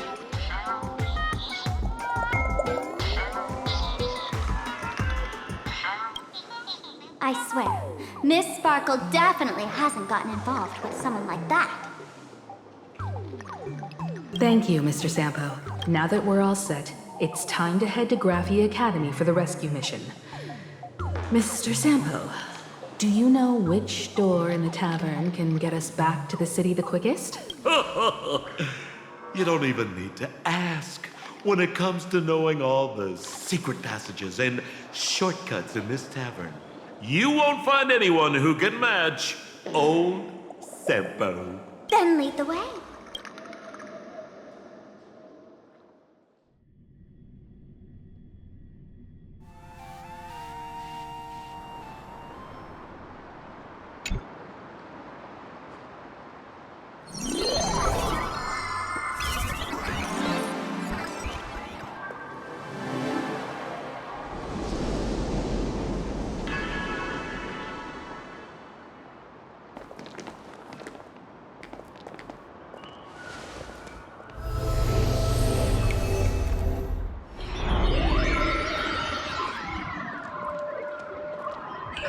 Your thoughts tell me that you still have doubts about me. Did you ask to meet here so I could clear up some of your doubts? Greetings, Lady Yao Guang. Being able to hear others' thoughts in time. This tuning ability sure comes in handy. Compared to the seer strategist's ability to come and go as she pleases, this is nothing but a parlor trick. I've heard that Xianzhou folks are big on etiquette, yet here I am, and you're still playing hide and seek, General. Isn't that a bit discourteous? Sorry. I have this old problem of suddenly disappearing. It's really something beyond my control. As for the reason, I'm afraid I can't disclose it. Please forgive my rudeness. Or, if you're truly that curious, why not use your tuning and find out? You know I won't do that. Besides, I couldn't even if I wanted to right now. Couldn't.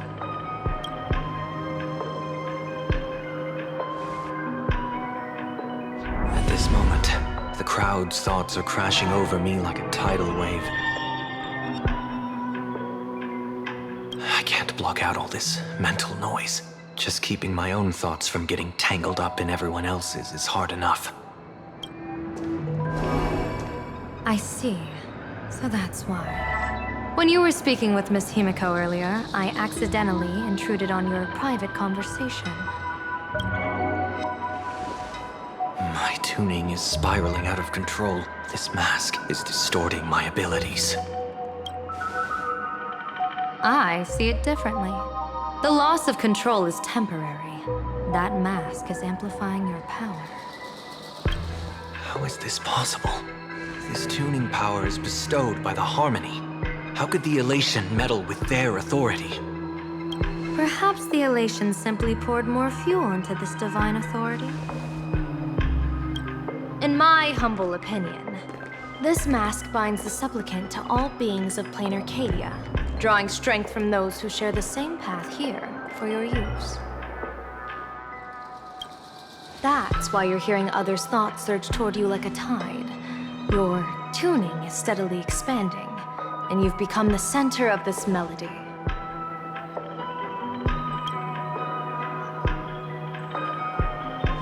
You sure gave me quite the gift, General.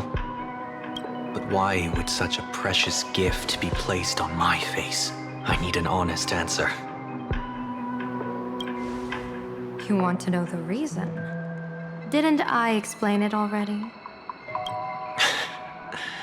Your reasons about me make sense, but what I really want is your answer about yourself. General of the Yuchue, who sees into the future. Why not wear the mask yourself and personally step into the fray with its power?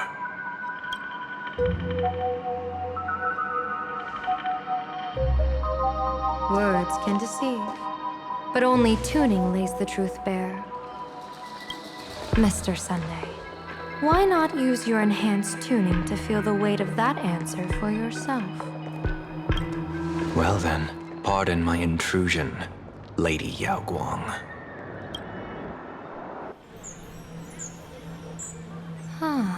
So this bird on my shoulder is the manifestation of the tuning's resonance? Exactly. And these symbols I see floating above people's heads would be the weal and woe signs you mentioned, General? That's right. To become an Arbiter General, one must undergo 3 ceremonies. The Rainbow Ordainment, the Rainbow's Gaze, and the Bestowal of Spiritus. Only then can one truly take up the mantle and live up to the title. When I was appointed as the Yuchue's general, I was bestowed with the Rainbow Spiritus called Kalachakra Sky Plume, which represents the vision of the hunt among the 7 aspects of the rainbow. A symbol of foresight, verdict, and self-discipline. Thanks to that, I gained the Eye of Ishvara, which allows me to read the flow of destiny. Since the day I arrived on this world, every person I've seen bore a crimson woe sign above their head, without exception. Within days at most, a catastrophic disaster will befall this place. So, that red glow rising from the edge of the city is... The blazing light, formed by the convergence of all those woe signs in Planarcadia. In that case, General, it's all the more reason for you to wear the mask. Once your sight into the future is strengthened, you won't need to fear the deathly omen in your readings. Mr. Sunday, have you heard the diviner's iron law? Never divine the same matter twice. In Penacony, diviners also warn clients beforehand. You can't ask for another spread just because you dislike the result. There's a reason for that, isn't there? Divining the future is, in essence, a form of observation and calculation. It's an interference with the future. Each reading drives the murky future towards a definite outcome, a collapsed quantum state, even if that outcome isn't to one's liking. To be honest, when I set out for Planarcadia, I had fully intended to personally participate in the Phantasmoon Games. But the moment I laid hands on the mask, I understood the consequences of wearing it. Once this miraculous item is donned, the Eye of Ishvara would transcend mere sight and permeate throughout this realm. The Kalachakra sky plume would predict the future of all beings at tens of billions of instances per second. You're saying that simply by your observation, our future would become fixed. Indeed, just like how the Wisdom Walker expounded the way of destiny, anchoring the fated moments. If I wore the mask, I would become the noose of Planarcadia, and I would personally anchor a destiny that drives us all into a bottomless darkness. We will become locked in a dead end, with not a shred of hope for salvation. Close one. I passed the trial. There's still a sliver of hope in this round. Now that makes me even more curious. Pardon my bluntness, but the fate of billions in Planarcadia never had much to do with you, General. Your encounter with the Express and the IPC was merely a chance meeting. You are a messenger of the Xianzhou. Since you foresaw the omen, that an Arbiter General will fall here, you could have boarded your ship and left at any time. Why choose to stay and help us? To help this world break free of this death trap? Because I am guided by great compassion. Every life is precious beyond measure. Such diplomatic pleasantries won't fool the former master of Penacony like yourself, would they? Then, how about this reason? The Astral Express has distinguished itself time and again against the destruction, and bears an irreplaceable duty for the future. I can't just sit idly and watch you face annihilation. Give me a break. I really am terrible at all this diplomatic talk. Mr. Sunday, what makes you think that everything I've done is just to save Planarcadia? What? Weal is where woe lurks. Woe is where weal leads. The good fortune of some often births the ill fate of others, and a dead end for someone may hide an opportunity for another. This treacherous land where life and death turn again and again, where fortune flips to misfortune, is, in my eyes, the perfect board for a game of wits. A game with whom?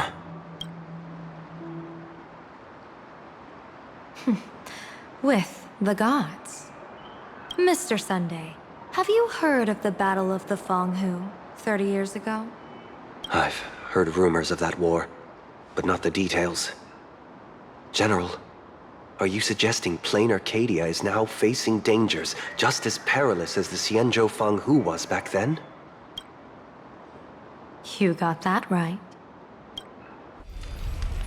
30 years ago, the Abundance Axis broke our lines and invaded the Fenghu homeland. The abominations awakened a living demonic star, intending to sink the Xianzhou Fenghu.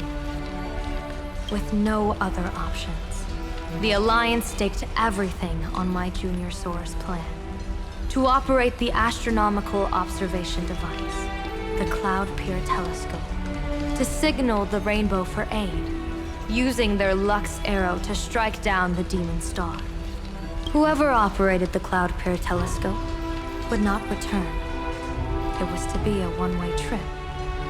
So, your junior Soar. You guessed wrong. The one who offered his life was my master, who taught me divination. It was Master Jingtian, then the Yuchui's Master Divine, and the only high official authorized to operate that device. He accepted his fate and ventured to the Fanghu, going with him into certain death were Yueyu, the previous Yaoqing general who guarded the Cloud Pier telescope, and the Verdant Knights under her command.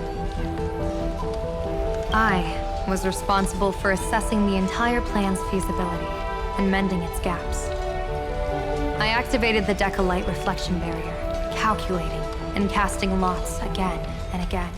I watched as the starlight, representing countless possibilities, flickered within the reflections, faint, wavering, until the vast shadow of a pondering god swallowed them whole. And they vanished into the abyssal dark at the edges of the universe.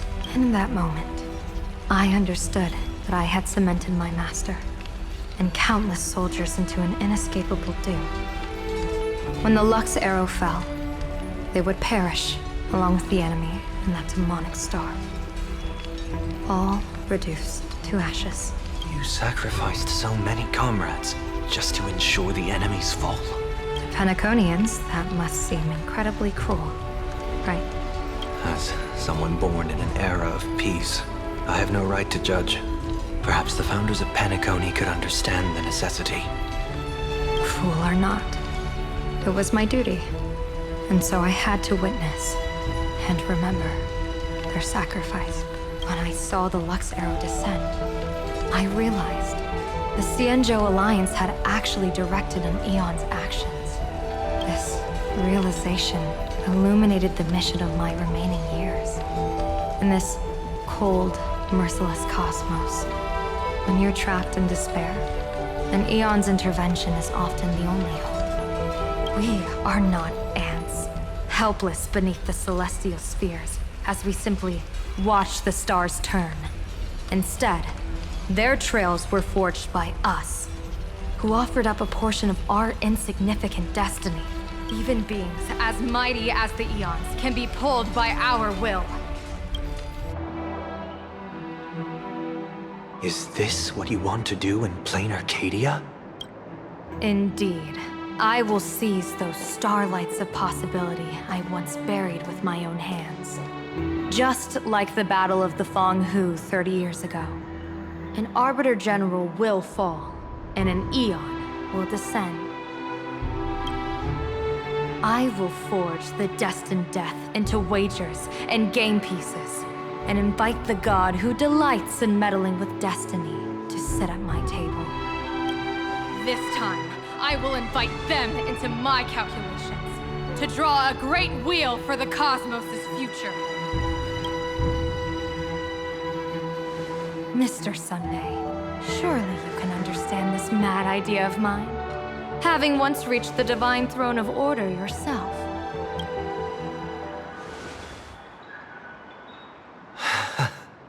Our common ground goes far beyond mad ideas. But I was reviving a god who already lay dead and buried in the infinite dark. General, how can you be sure that the most capricious Eon would be led by your fancy?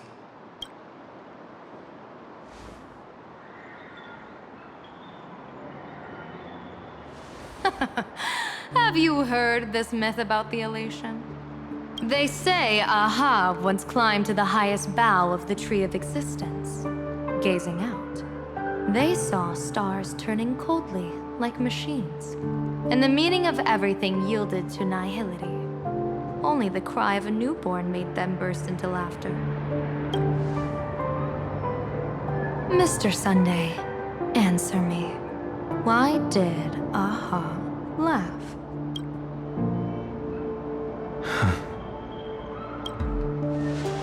I think it's because they finally saw an audience arrive at this long, empty stage we call the universe. Oh, well said. You're way funnier than you look. As divination teaches, heaven creates 49 paths. Humans find the one unseen. We are the greatest variable this blind, mindless universe can produce. The universe and the gods set riddles for us, and we shall give them a surprise. An answer beyond the finality. Ah, looks like it's about time. Don't tell me you're disappearing without a goodbye again, General. No. This time, we will set our eyes on the same place and carve a sliver of possibility out of destiny with our own sight. Could you be talking about the school where Himiko and the others went? Yes. The crimson light there pierces the sky today, marking it as a locus of woe. The Arcadia's first calamity will erupt there. I should have asked you to give them a few secret strategies before they left. Forget it. The stuff in those pouches is all harmless banter anyway. We should let them off the hook.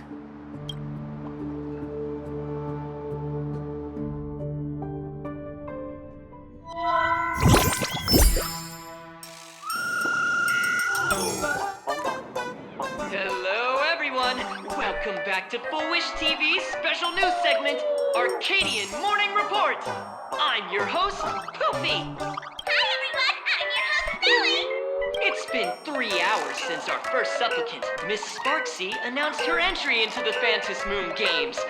The performance she announced to all her fans, SparksyCon, is also about to begin. How curious! Planarcadia's day-night cycle was completely scrambled in ancient times. Graphia Academy's location just happens to be bathed in light. So, in broad daylight, what kind of fireworks show does Miss Sparksy have in store for us? Who knows? Maybe she'll blow the school sky high in a blaze of fireworks. After all, at the Phantom Moon Games 15 years ago, Graphia Academy also. Senior, you can't joke about that. Dear viewers, our apologies. Let's move on to news about other supplicants. According to the Department of Aberration Defense's staff, during a routine inspection of the Phantom Moon courtyard, 2 additional mask shapes manifested on the altar. In other words, 2 more supplicants have appeared.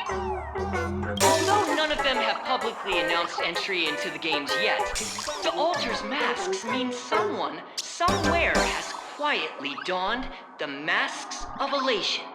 As for the 2 masks, Department of Aberration Defense staff describe one as a raccoon and the other as some kind of bird. A raccoon mask, huh?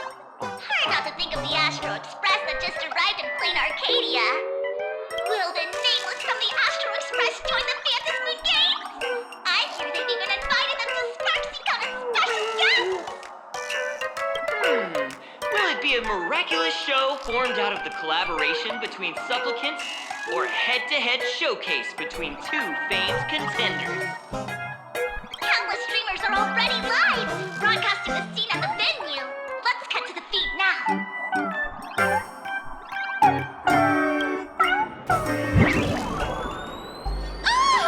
Look, it's the nameless from the Astral Express. One girl, 1,000 faces. 1,000 faces, one girl. Welcome to the SparksyCon live broadcast.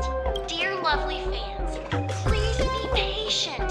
SparksyCon is about to begin. This horror stream is about to end. Time for you all to log off. That woman has Miss Sparksy's face.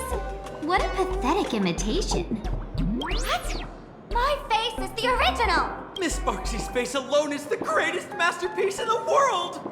Everyone should listen to her sweet voice and gaze upon her adorable face! We offer everything to Miss Sparksy. SparksyCon! SparksyCon! SparksyCon! My eyes. The mimetic virus spread among people is way worse than we imagined. There are walking Sparksy shrooms growing on the ground. I bet we'll all end up with Sparksy, or rather Sparkle faces before we can get very far. Are we really using that? If we don't take down that imposter before the virus hits, we'll all be monkeys in the jungle. become a fake of a fake or a carefree monkey. Your call. On second thought, being assimilated by an imposter doesn't sound that bad. Enough talk. Eyes on the banana. Ow! Ma'am, a little warning before you stab someone with a banana, please? Come on, banana. Remember the plan we made at the tavern. Yes, we dig out the imaginated painting Sparksy hid, then use waves to give Garapia Academy a good banana wash over. But what if that imposter figures it out? Just try to keep her busy and buy us some time. Let's do.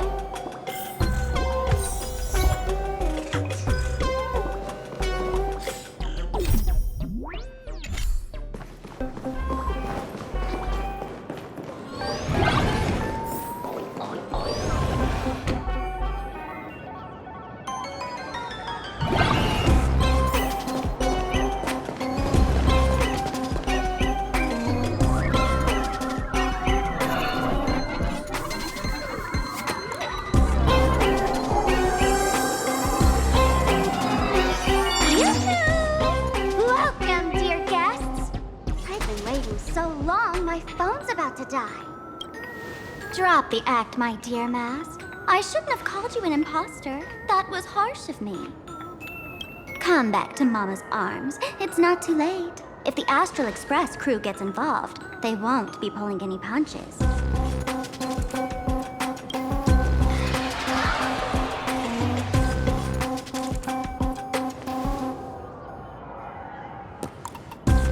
Of course I get it. Surrendering now would ruin the stage you so carefully set.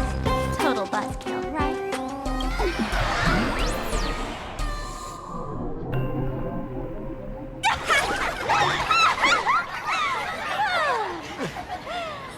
So you still don't get it? The worst thing an actor should do is be tied down to one type of role. Standing before you. The loyal friend who's been by your side all along. The masked fool who never played any tricks. She is actually the old mask I have shed.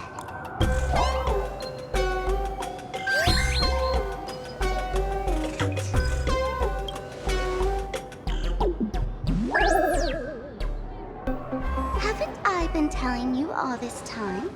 She's just an old model. No wonder the light orb in the tavern didn't react to Sparkle.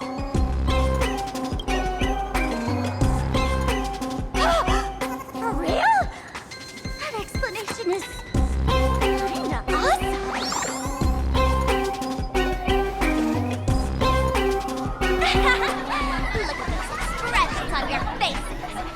This is the best opening act for Sparksicon ever! I shed that old mask, and with it, the weak, timid, all too human me. This new me will break free from all shackles, gather my fans' wish power, and stride onto the stage of the Fantasmoon Games! In return for the wish power offered by everyone in the Arcadia, every subject must show them what elation truly means. We will demonstrate the elation we desire!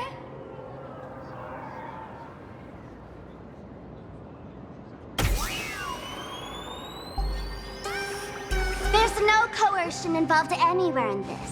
It's a simple yes or no, like scrolling to the bottom of the terms of service. Want attention, talent, quick cash, universal praise? Download the Sparksy virus. Ta-da! Click confirm, and you're set. Isn't that exactly what they crave? Elation in 3 minutes flat? Nameless, you're doomed to lose. You can't stop what people desire. We can't stop their desire. But in this stream, we'll show this Arcadia world another possibility. What did you just say? we'll show everyone watching the live stream the elation of the Astral Express. You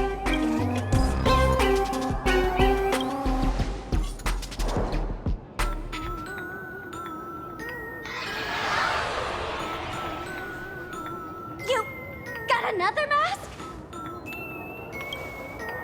Before Sparksicon begins, the hero of the Express will defeat the villain who tried to spread the virus.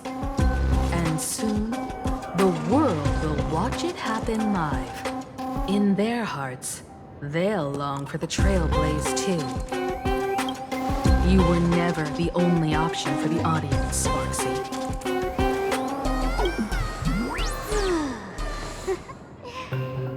You know why I can't stand heroic stories?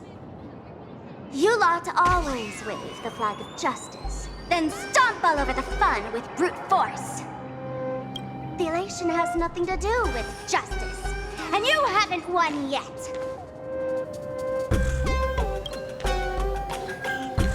Ma'am, gray hair, don't tell me you forgot the plan. I'll stall her.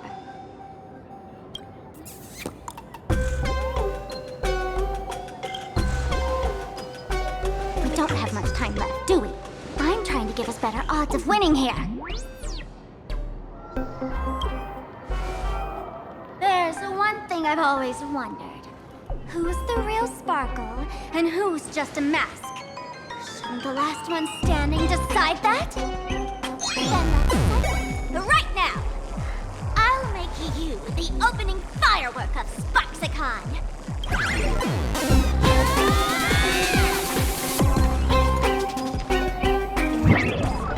Unbelievable!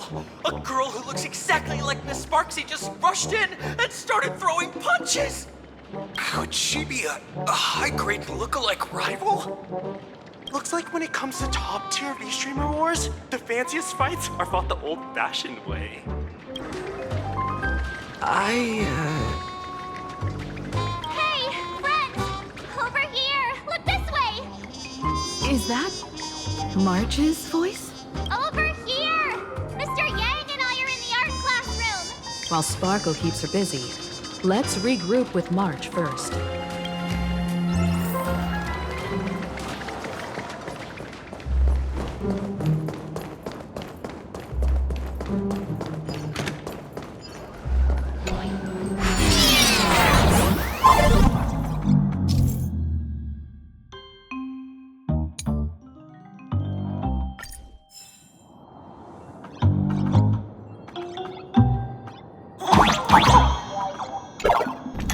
Move this platform, and you should be able to get up there.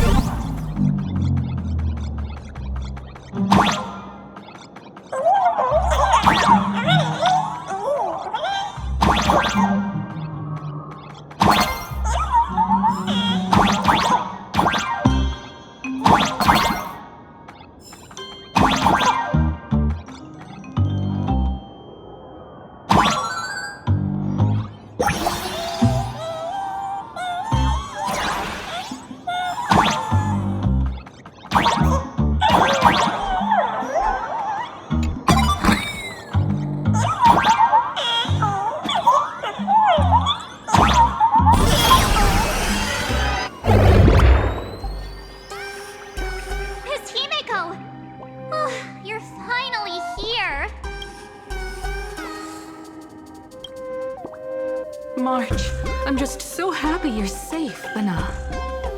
After he escaped the school, I figured he'd bring you back. So while Sparksy was away, I found a classroom to hide in. The students around here have been acting weirder and weirder. Good thing my heart is pure and untouched, so her tricks don't work on me. Hold up. Were you two just talking with some weird verbal tick?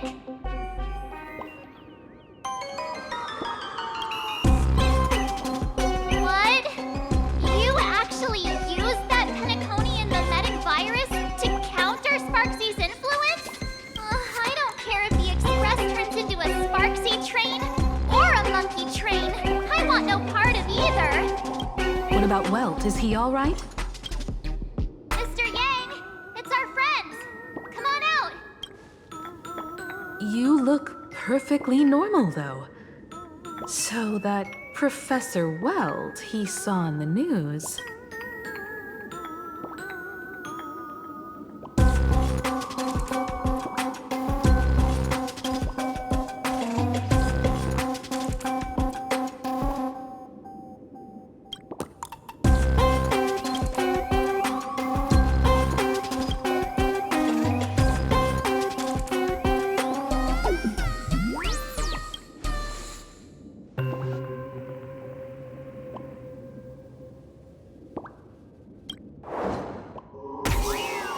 As expected from Teacher Yang. We might have a lead on the other two painting pieces. Have you seen Furbo, Nana? You mean a Furbo? We sent a local reporter into the school, but his luck turned sour, Nana. Sparksy caught him red-handed. Before he was taken away, he managed to take a photo of the library. I want to check it out with him. What about me and Mr. Yang? Now that we have a lead, no way we'll just sit here doing nothing.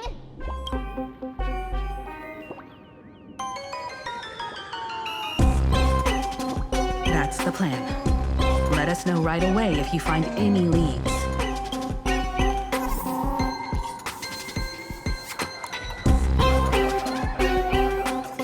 Himiko, where's the library? I know the way. I just hope they haven't renovated the academy in the past 15 years.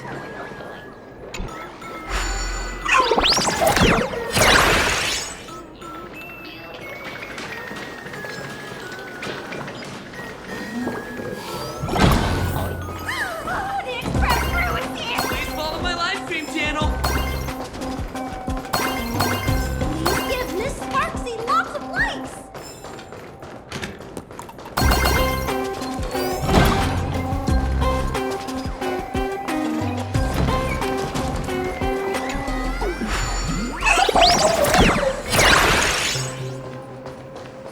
The library's just up ahead. Finally, I can get away from all these live stream obsessed students.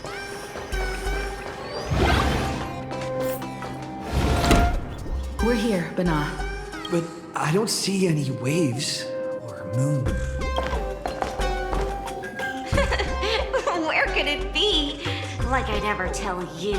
Miss Sparksy herself ordered us to guard this place with our lives. Hey, get that stream running. Ugh, kids these days.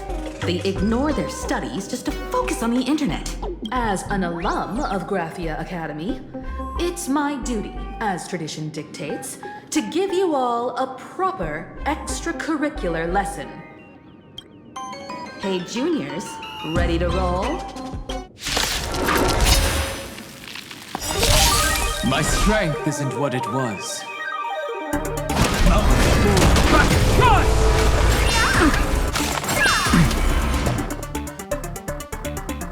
Open sesame. What's the matter?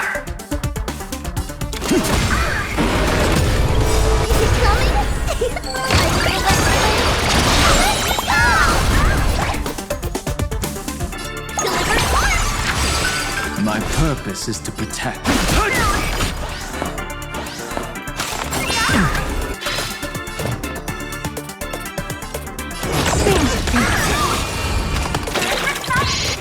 I'm just a frail scholar.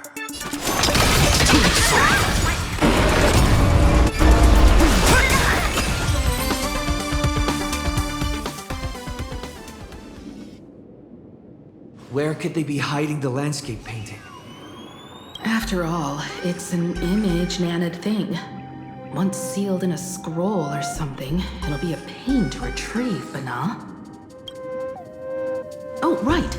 Let's check out that photo Nana the reporter left us. Maybe we can find some clues.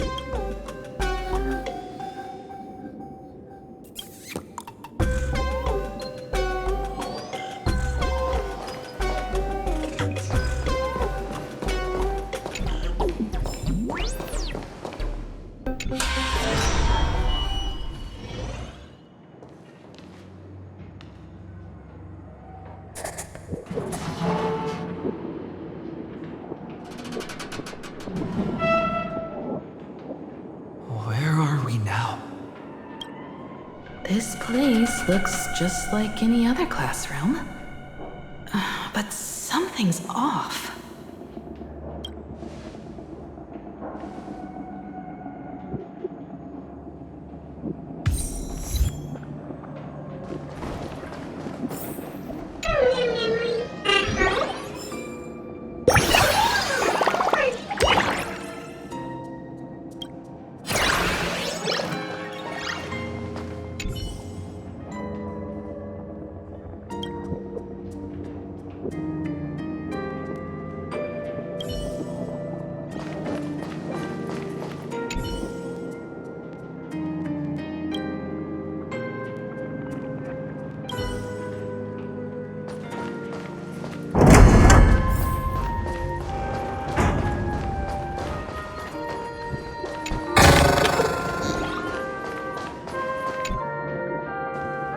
So this is where they stashed the wave. Did you hear something? I think I heard someone laughing. Something's not right. Is there something hidden here?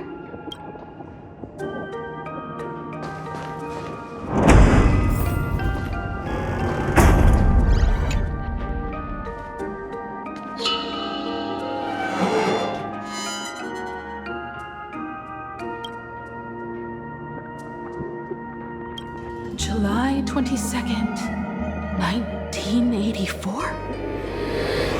Belle? Could this classroom be...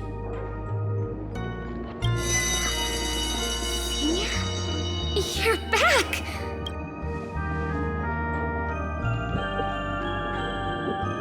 Belle? And you are? But how is this possible?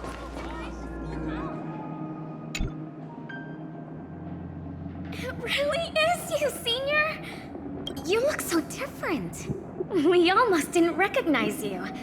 Still, that dashing aura of yours simply can't be obscured. I, and so many of us, we've been here, waiting all this time. I'm so sorry.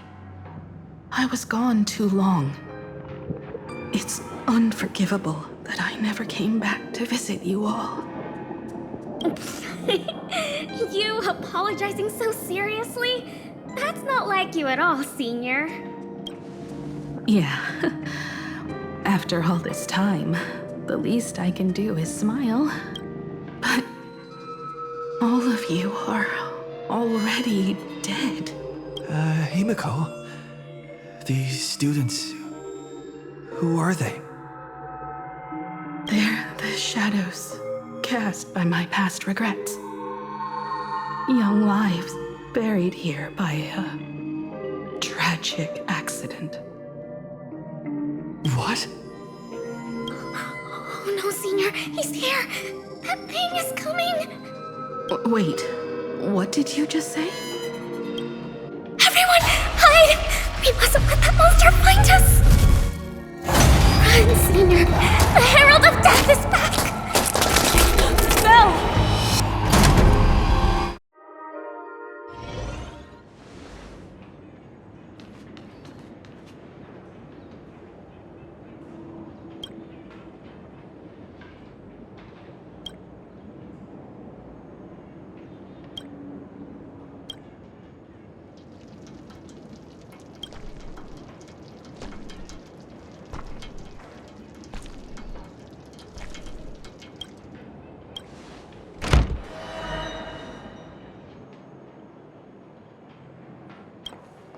We've got the wave now. Time to regroup with Welt and the others.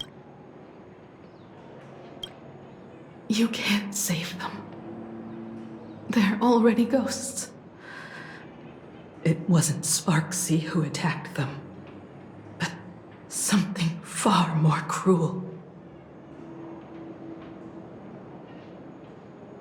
And they didn't die in the present, but during a certain twilight 15 years ago. We can't change their fates. However, this definitely isn't some kind of time travel to the past. Someone created this space for unknown reasons, only to reenact before an eyewitness the bloodbath at Graphia Academy from the Phantasmoon games 15 years ago.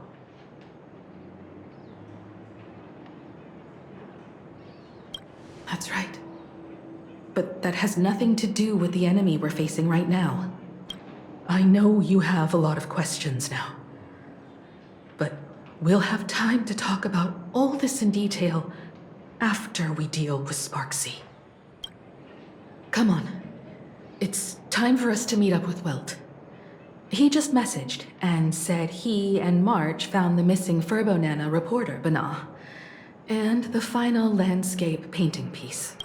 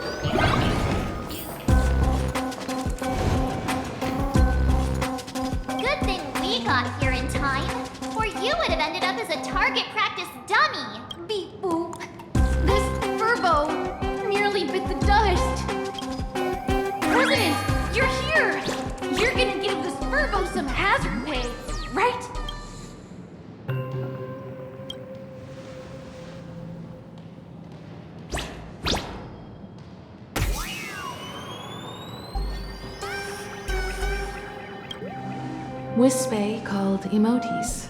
Sparksy must have given the moons one of the emotes to look after. She really went all out, didn't she?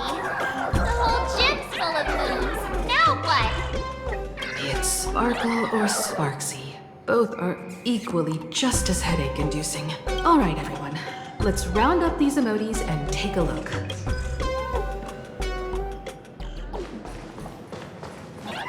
You, fess up. Did you stash the moon somewhere? I pried open its mouth to take a look. Seems this little guy didn't swallow the moon.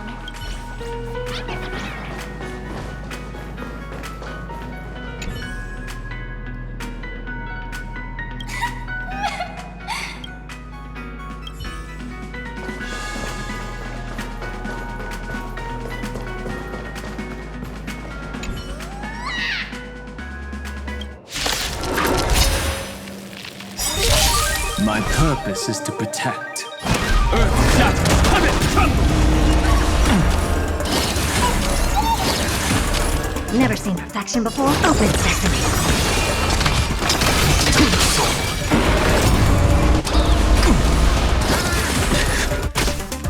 have the edge.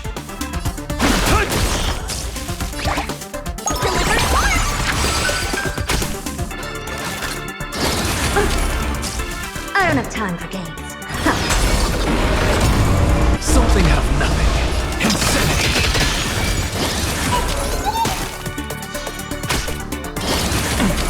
I'll endure.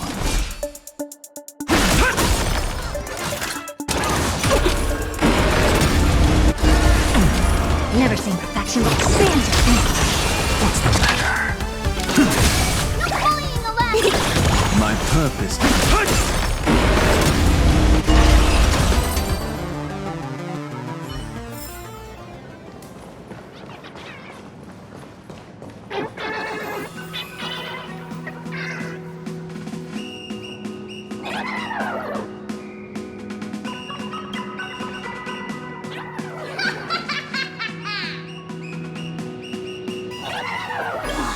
Sneaky laugh. It probably does know where the moon is hiding. But how are we meant to even reach the thing?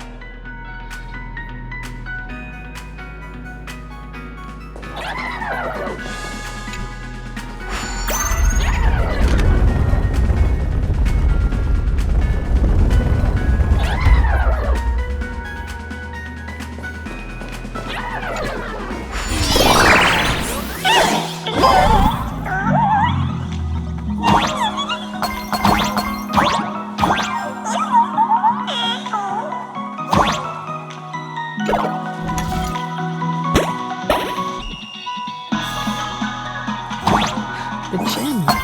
I've missed this. There was a time when I really envied those classmates who could sprint across the field, giving it their all.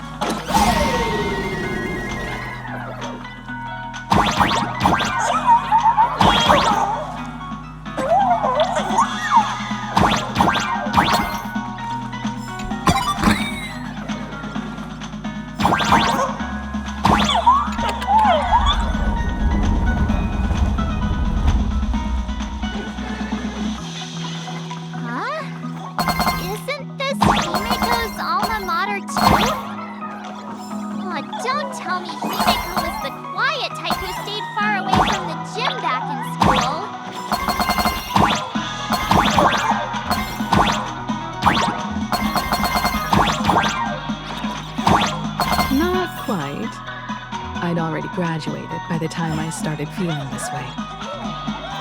Due to some circumstances, I went back to my father's school to work.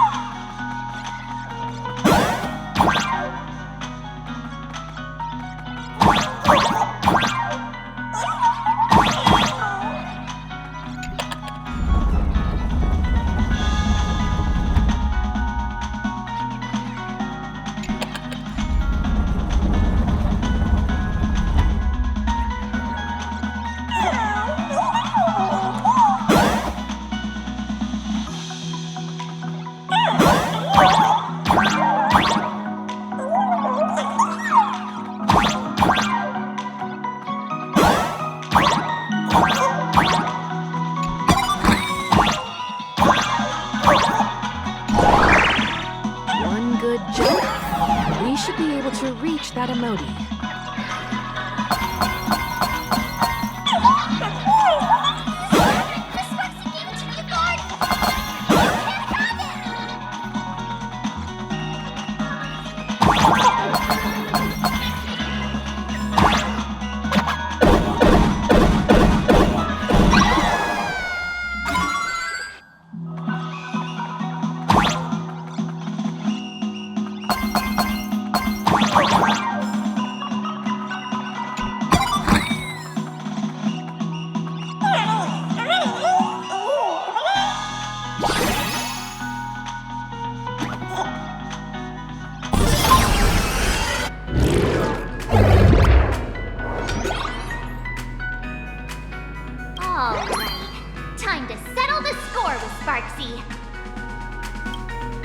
Since Sparksy dared to target the Astral Express, treating us like stepping nanostones in the Phantasmoon games, she had better be ready to become a spoil of war herself. He and I will head to the atrium next, piece the imaginated landscape back together, and help Sparkle take down Sparksy. Welt, March, I'm counting on you to protect the students at the Academy.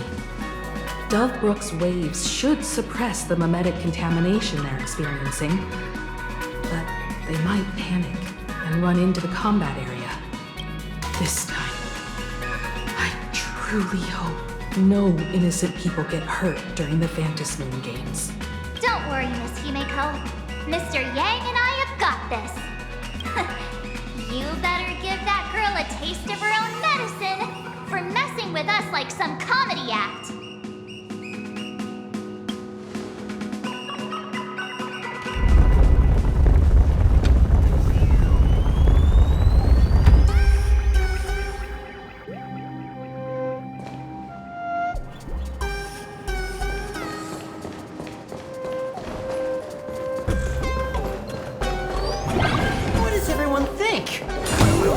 Nameless win? Let's cheer for Miss Sparksy! Who will emerge victorious? Miss Sparksy or the Astral Express? Stay tuned to find out!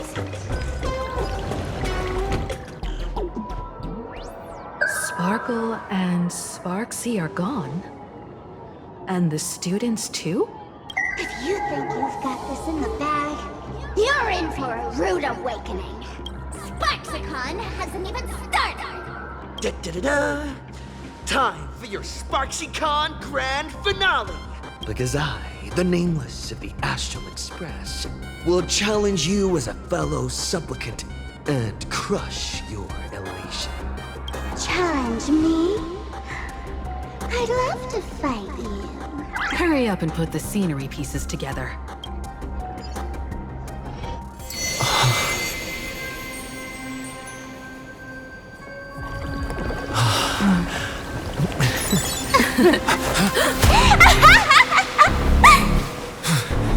That annoying old model has already fallen asleep. Soon, there will only be one sparkle in the world. Or maybe everyone will be one.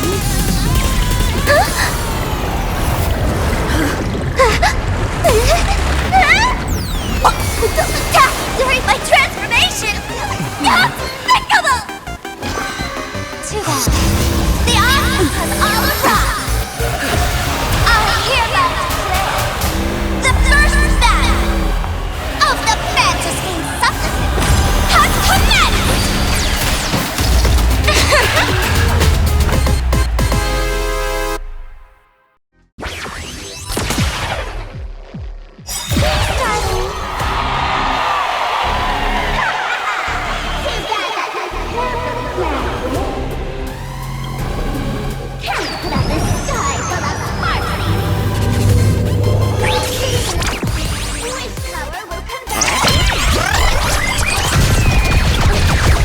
I'll stand in their way.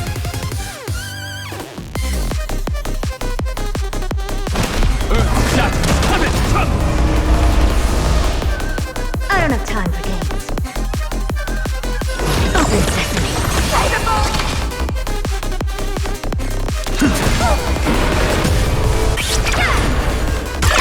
That's okay.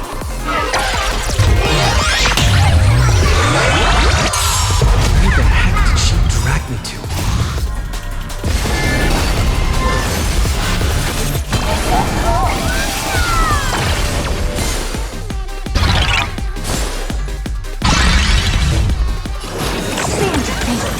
Dragons, obey soaring above the land. This is permanent! My strength isn't what it was. Look closely. It's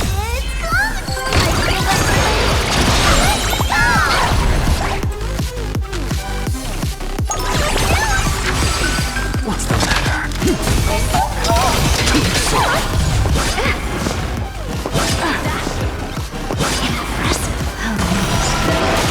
Never seen perfection before. Open sesame. Curiosity. Endless. Nothing but a boy.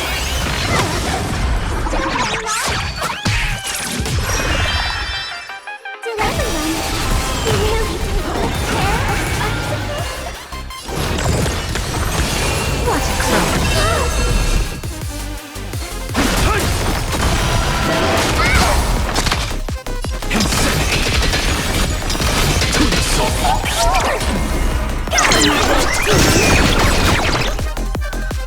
Open sesame.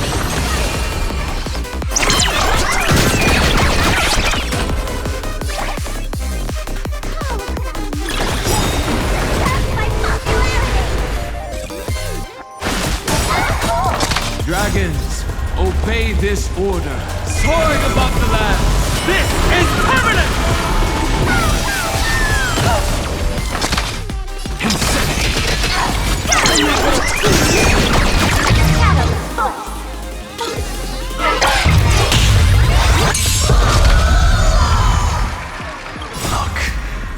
With this divine power, I will forge all things.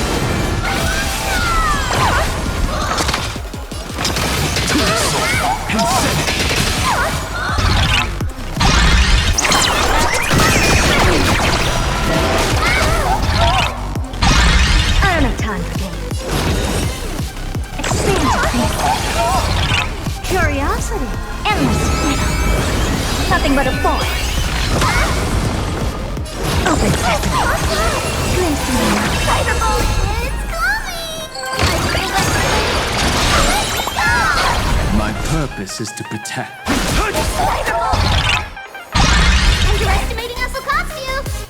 Delivered once! I'm just a frail scholar. To the soul, insanity.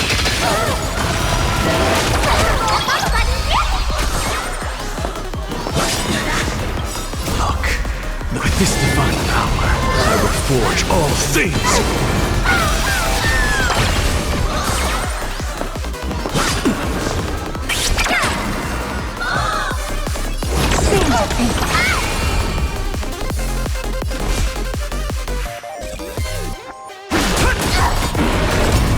What's the matter? To the soul, insanity.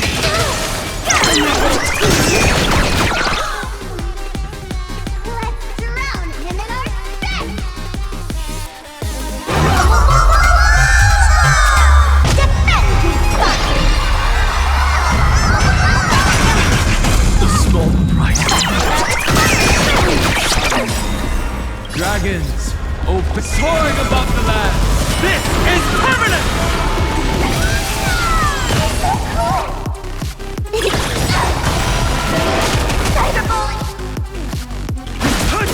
It's coming! Not everyone wants to be you. I'll show them my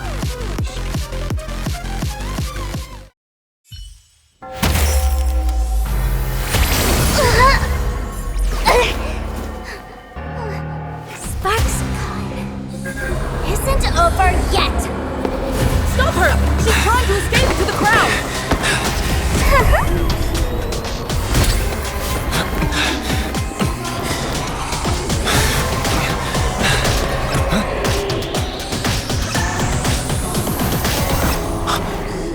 No need to panic, you two. Sunday will share my vision with you. Let my eye of Ishvara see through it all. Wheel and woe, clear as day.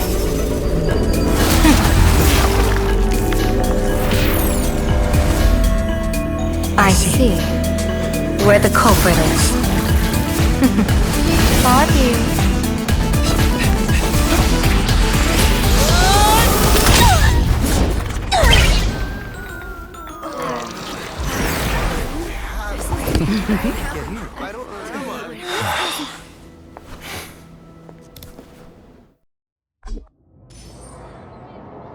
Are you okay?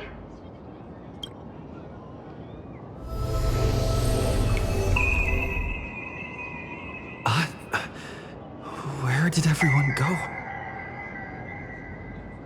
Look over here. General Yao Guang? Am I seeing things? We're just attuned to each other, that's all. Oh, feeling dizzy? Don't worry, it's just a minor side effect. When I first opened my eyes, I couldn't even conduct basic self-care for nearly a month. Don't worry though. With my reinforcement, you'll be back to normal in a moment. Thank you, General. By the way, above your head... Can you see the sign above my head? So, whether it brings weal or woe, whether it changes or not, please keep this secret safe from me. Don't let me know, and don't let anyone else, okay? Hey, I went out of my way to help you here. Can't you give me a discount? Consider it good karma. I'm afraid not. As an observer, your gaze reaches far deeper than his. In that fleeting moment, your eyes gained insight into my destiny. For those who wish to defy their own destiny, the best approach is to avoid gazing too long into fate, especially not letting powerful observers do so. Now that you know the reason, surely you'll do me this small favor and keep this secret?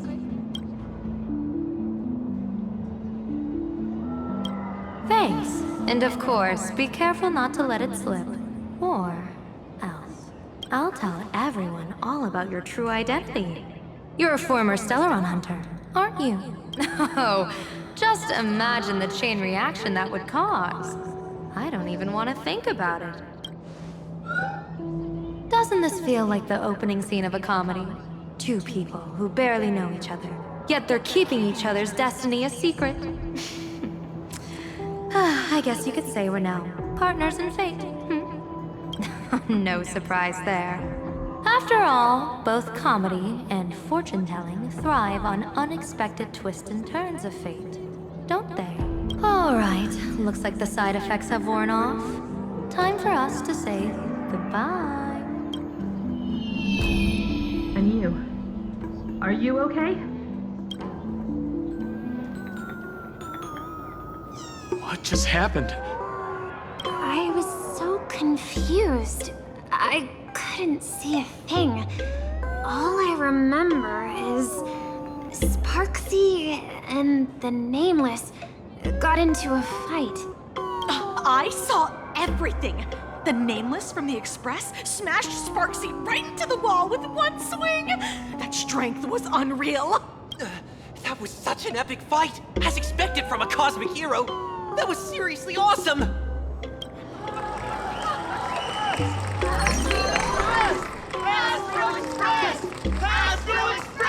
Looks like the students have all recovered from the contamination. Did they recover?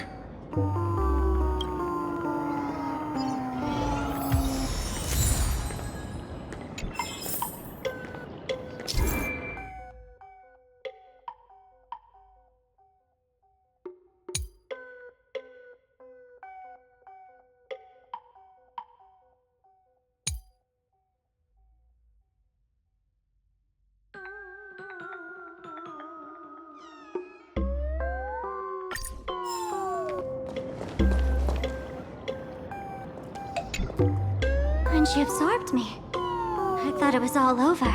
Thankfully, gray hair, you won this one. 1 point for the Trailblaze. Who knows? But come on, doesn't that sound insanely cool? I'm totally adding this to Miss Sparkle's 132 origin stories. Maybe we're all just masks that someone else has shed. The tavern? They might kick up a fuss about Sparksy's defeat for a few days. Maybe some foolish hotheads might even come knocking to fight you. But trust me, give it a couple days and the tavern will act like none of it ever happened. If I really am a mask, then naturally I should return to my wearer's face. But if I'm not, then maybe I need to reclaim the mask I've lost. I understand. Sparksy probably didn't expect that the first miracle of the Phantasmoon games wouldn't be everyone becomes her, but the Express hero defeats the villain spreading the virus. Compared to a streamer reflecting people's desires, the fearless trailblazer of the Astral Express is more of an attention grabber. That's right. Sometimes the supplicants work together, sometimes they clash. It's like a coin toss. No telling which side will land until at least this time, I hope it doesn't end in bloodshed. You're one step closer to an audience with Aha. Right now, all of Planarcadia is watching you, and all of their attention's flooding over you. And the mask you wear. Make the most of that attention. From now on, you'll represent the Trailblaze to show this world of elation what elation is. Show mercy. Or don't. No, I'm just kidding. Lower your bat. The audience in this Arcadia doesn't go easy on losers at the games. She'll lose her wish power soon enough, and the Sparksy virus will fizzle out. You can hand her over to the Department of Aberration Defense for imprisonment, or set her free. As a supplicant who's become the focus of all, I'm sure you've already made your decision, right?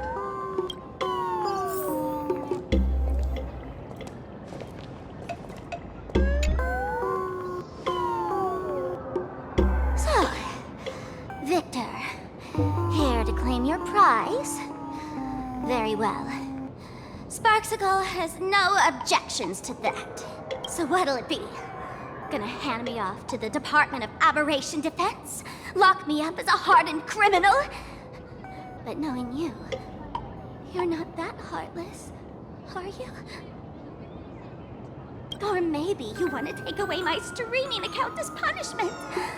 I'll live stream 24/7 and sing praises of your valor. All right! Let what belongs to the Graffia family return to the Graffia family.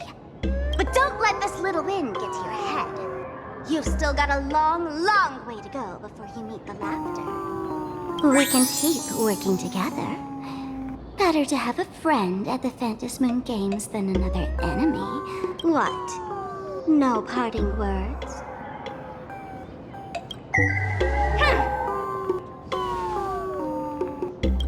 How do you like this ending, Sparksicle? Old model. You and your powerful supporters won this one. I've got no comeback. As a mask, what do you plan to do with your original self? Who's the mask and who's the original?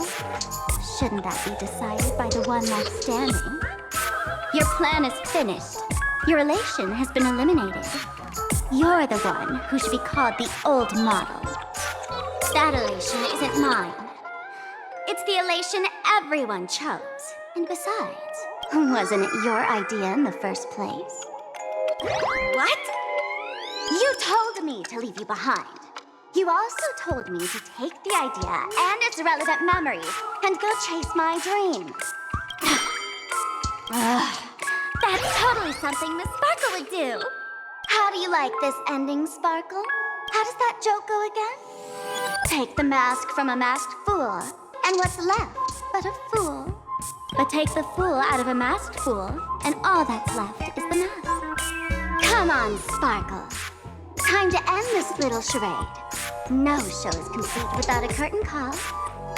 Shall we become one at last? Ladies and gentlemen, are you having fun? A friendly reminder from Miss Sparkle. Don't underestimate the Phantom Moon Games. You won't get another opening act as spectacular as this Sparksicon, you know.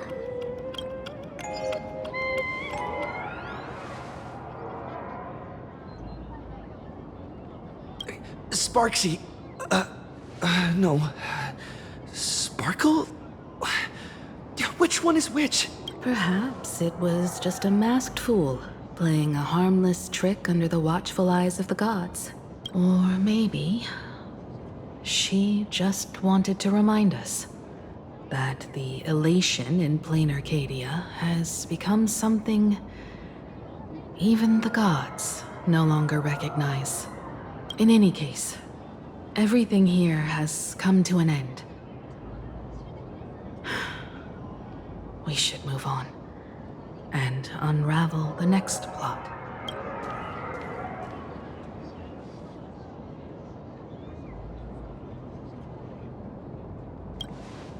Indeed. I want to investigate and find out who exactly created that place and why. Let me know when you're ready to head out.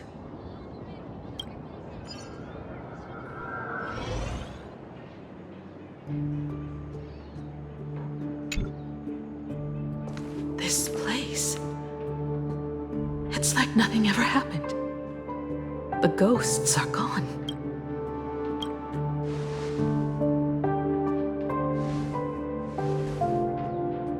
"15 years ago, during the last Phantom Moon Games, I participated as a supplicant.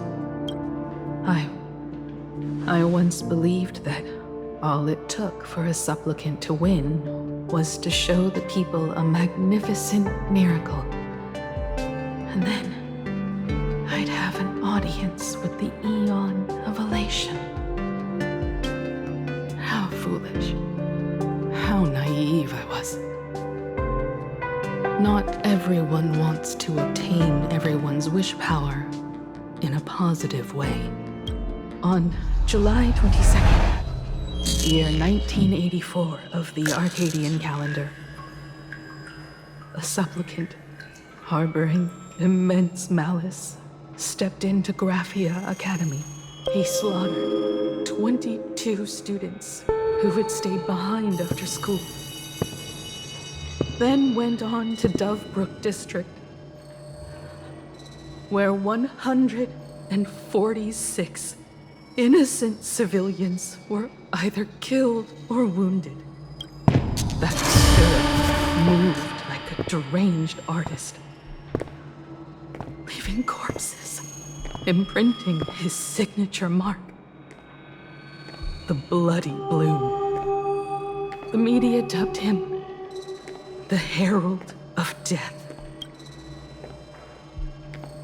It was a tragedy the world could not forget. The Phantasmoon Games of that year came to be remembered as the Blood-Stained Games. So many parents lost their children. So many people lost those dearest to them. One of the victims was my very own daughter. Upon my return, I stood before the grave where she was laid to rest. Her name was Himeko.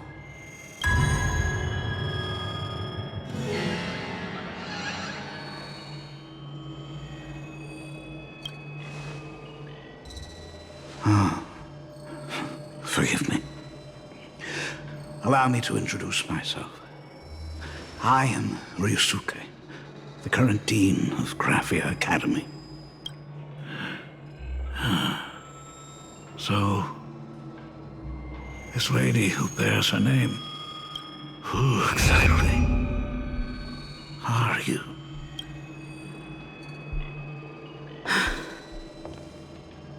"15 years ago, when I made up my mind to join this Phantasmoon Games, my father wasn't with me.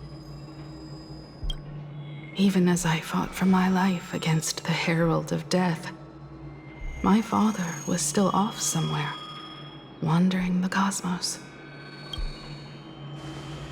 Strictly speaking, ever since I can remember, his presence in my life has been as thin as the air in space. So, I would ask you, who bears his name, who exactly are you?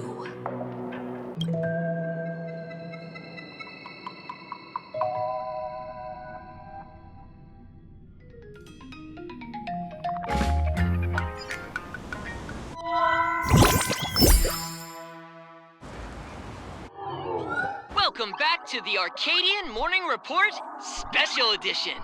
We continue to bring you updates on the Phantasmoon Games. The SparksyCon hosted by Supplicant Sparksy came to an abrupt end less than an hour after it began.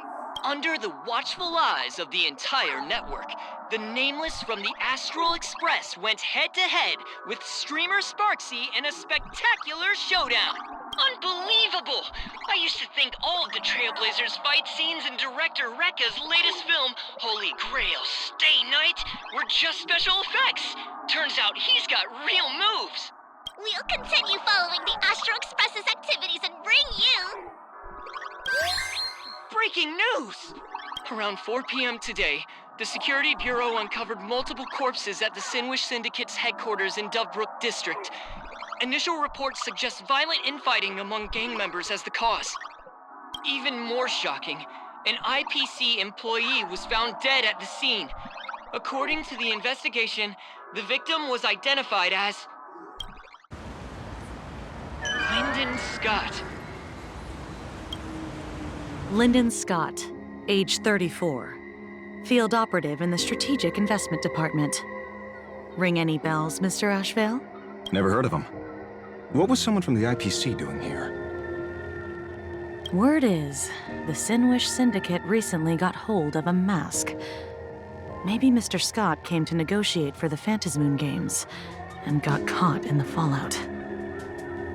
Apologies for interrupting your work, Mr. Ashvale.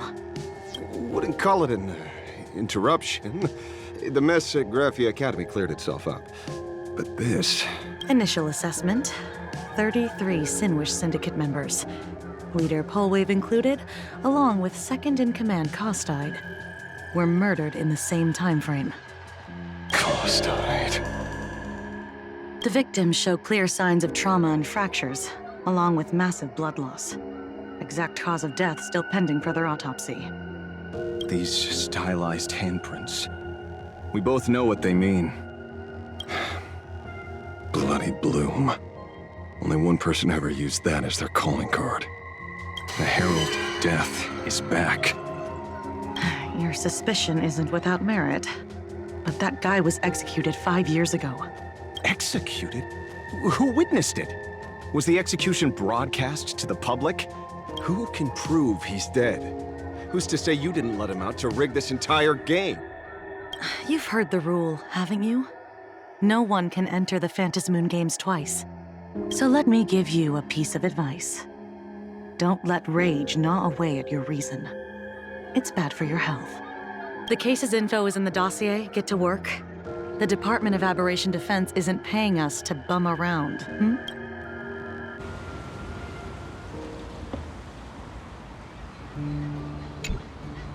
Rage sparked quietly in the detective's chest, and not even the wind from Dovebrook could dispel the metallic tang of blood clinging to his nose. When he first heard the Sinwish Syndicate had obtained the mask, a grim premonition stirred within him, but he never expected it to be the omen of a friend's death.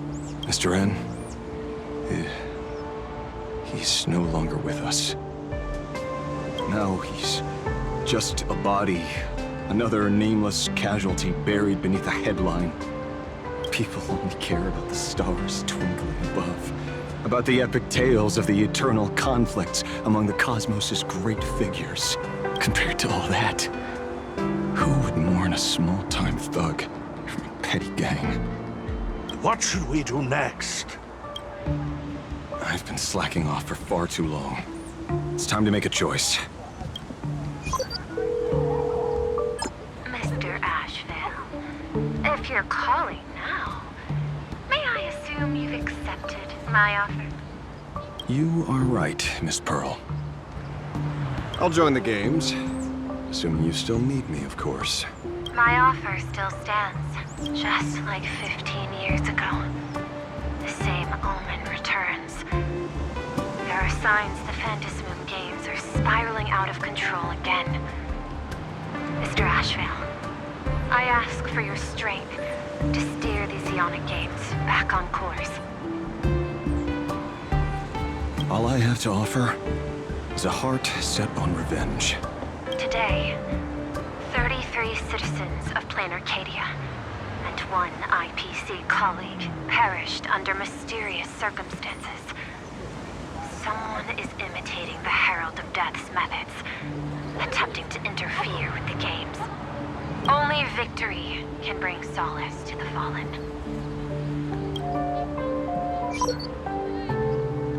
No. What consoles the dead is only justice.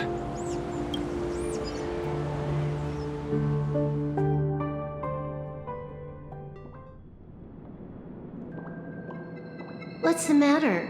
Found a better candidate? Don't I even make the short list? This is a game shaped by the most capricious Eon. Surprises and twists are its very nature. It's only right I choose the strongest players. Even so, I have to ask, what makes you so sure that I'd hire a wanted criminal to fight in the Phantasmoon Games, instead of tossing you into an IPC cell?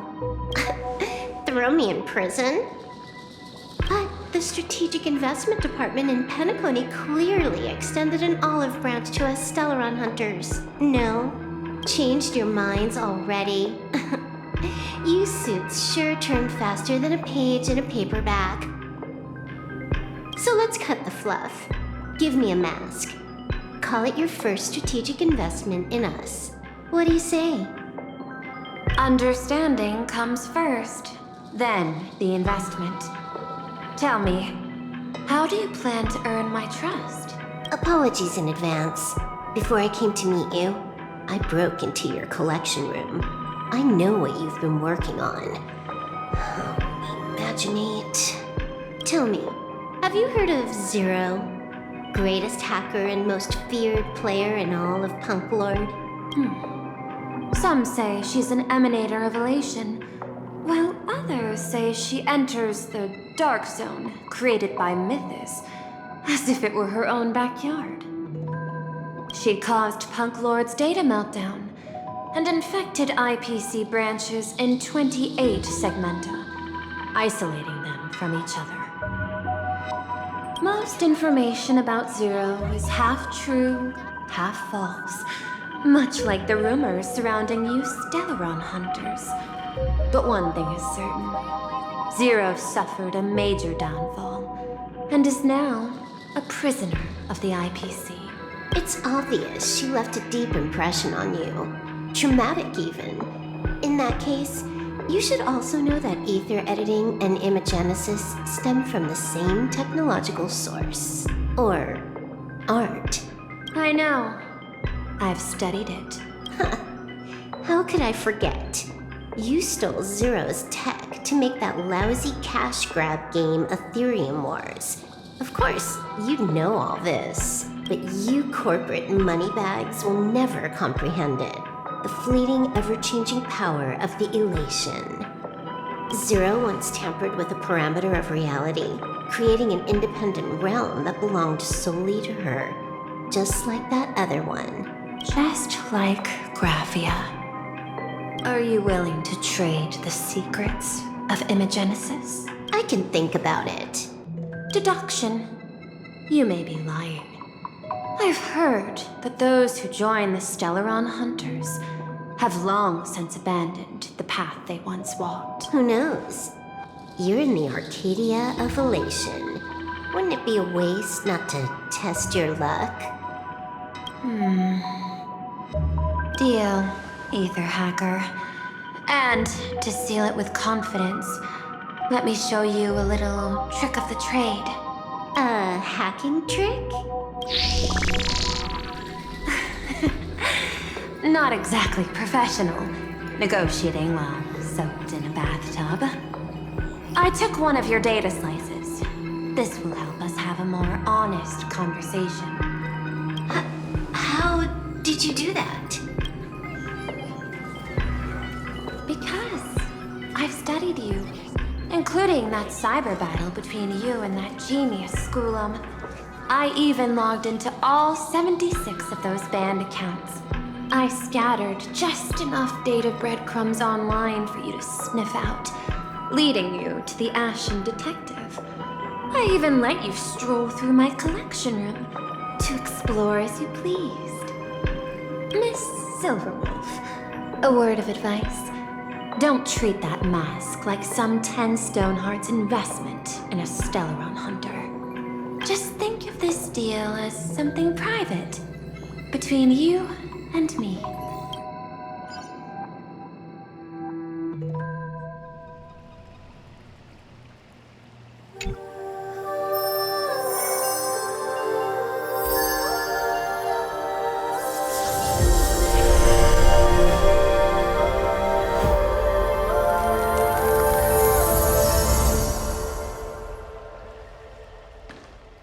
What the heck? I just blinked and suddenly half the supplicants are wearing the show would get better. Streamers clashing with cosmic heroes. A flashy brawl without anyone getting hurt. Wouldn't that have been nice? But now we've got a crow, a shell, a cat, a wolf? How many more mystery guests are crashing the stage? And this thing? When did it sneak in?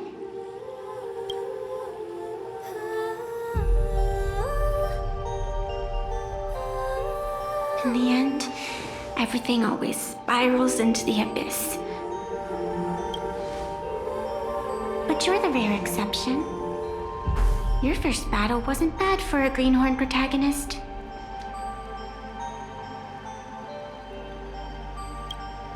Since you came out on top, let's wipe the slate clean on that doom-filled oath. Who knows if the owners of those masks will become your friends or opponents?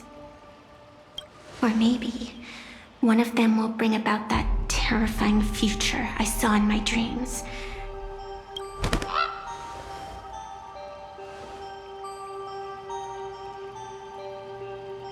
Little one, how'd you find your way here?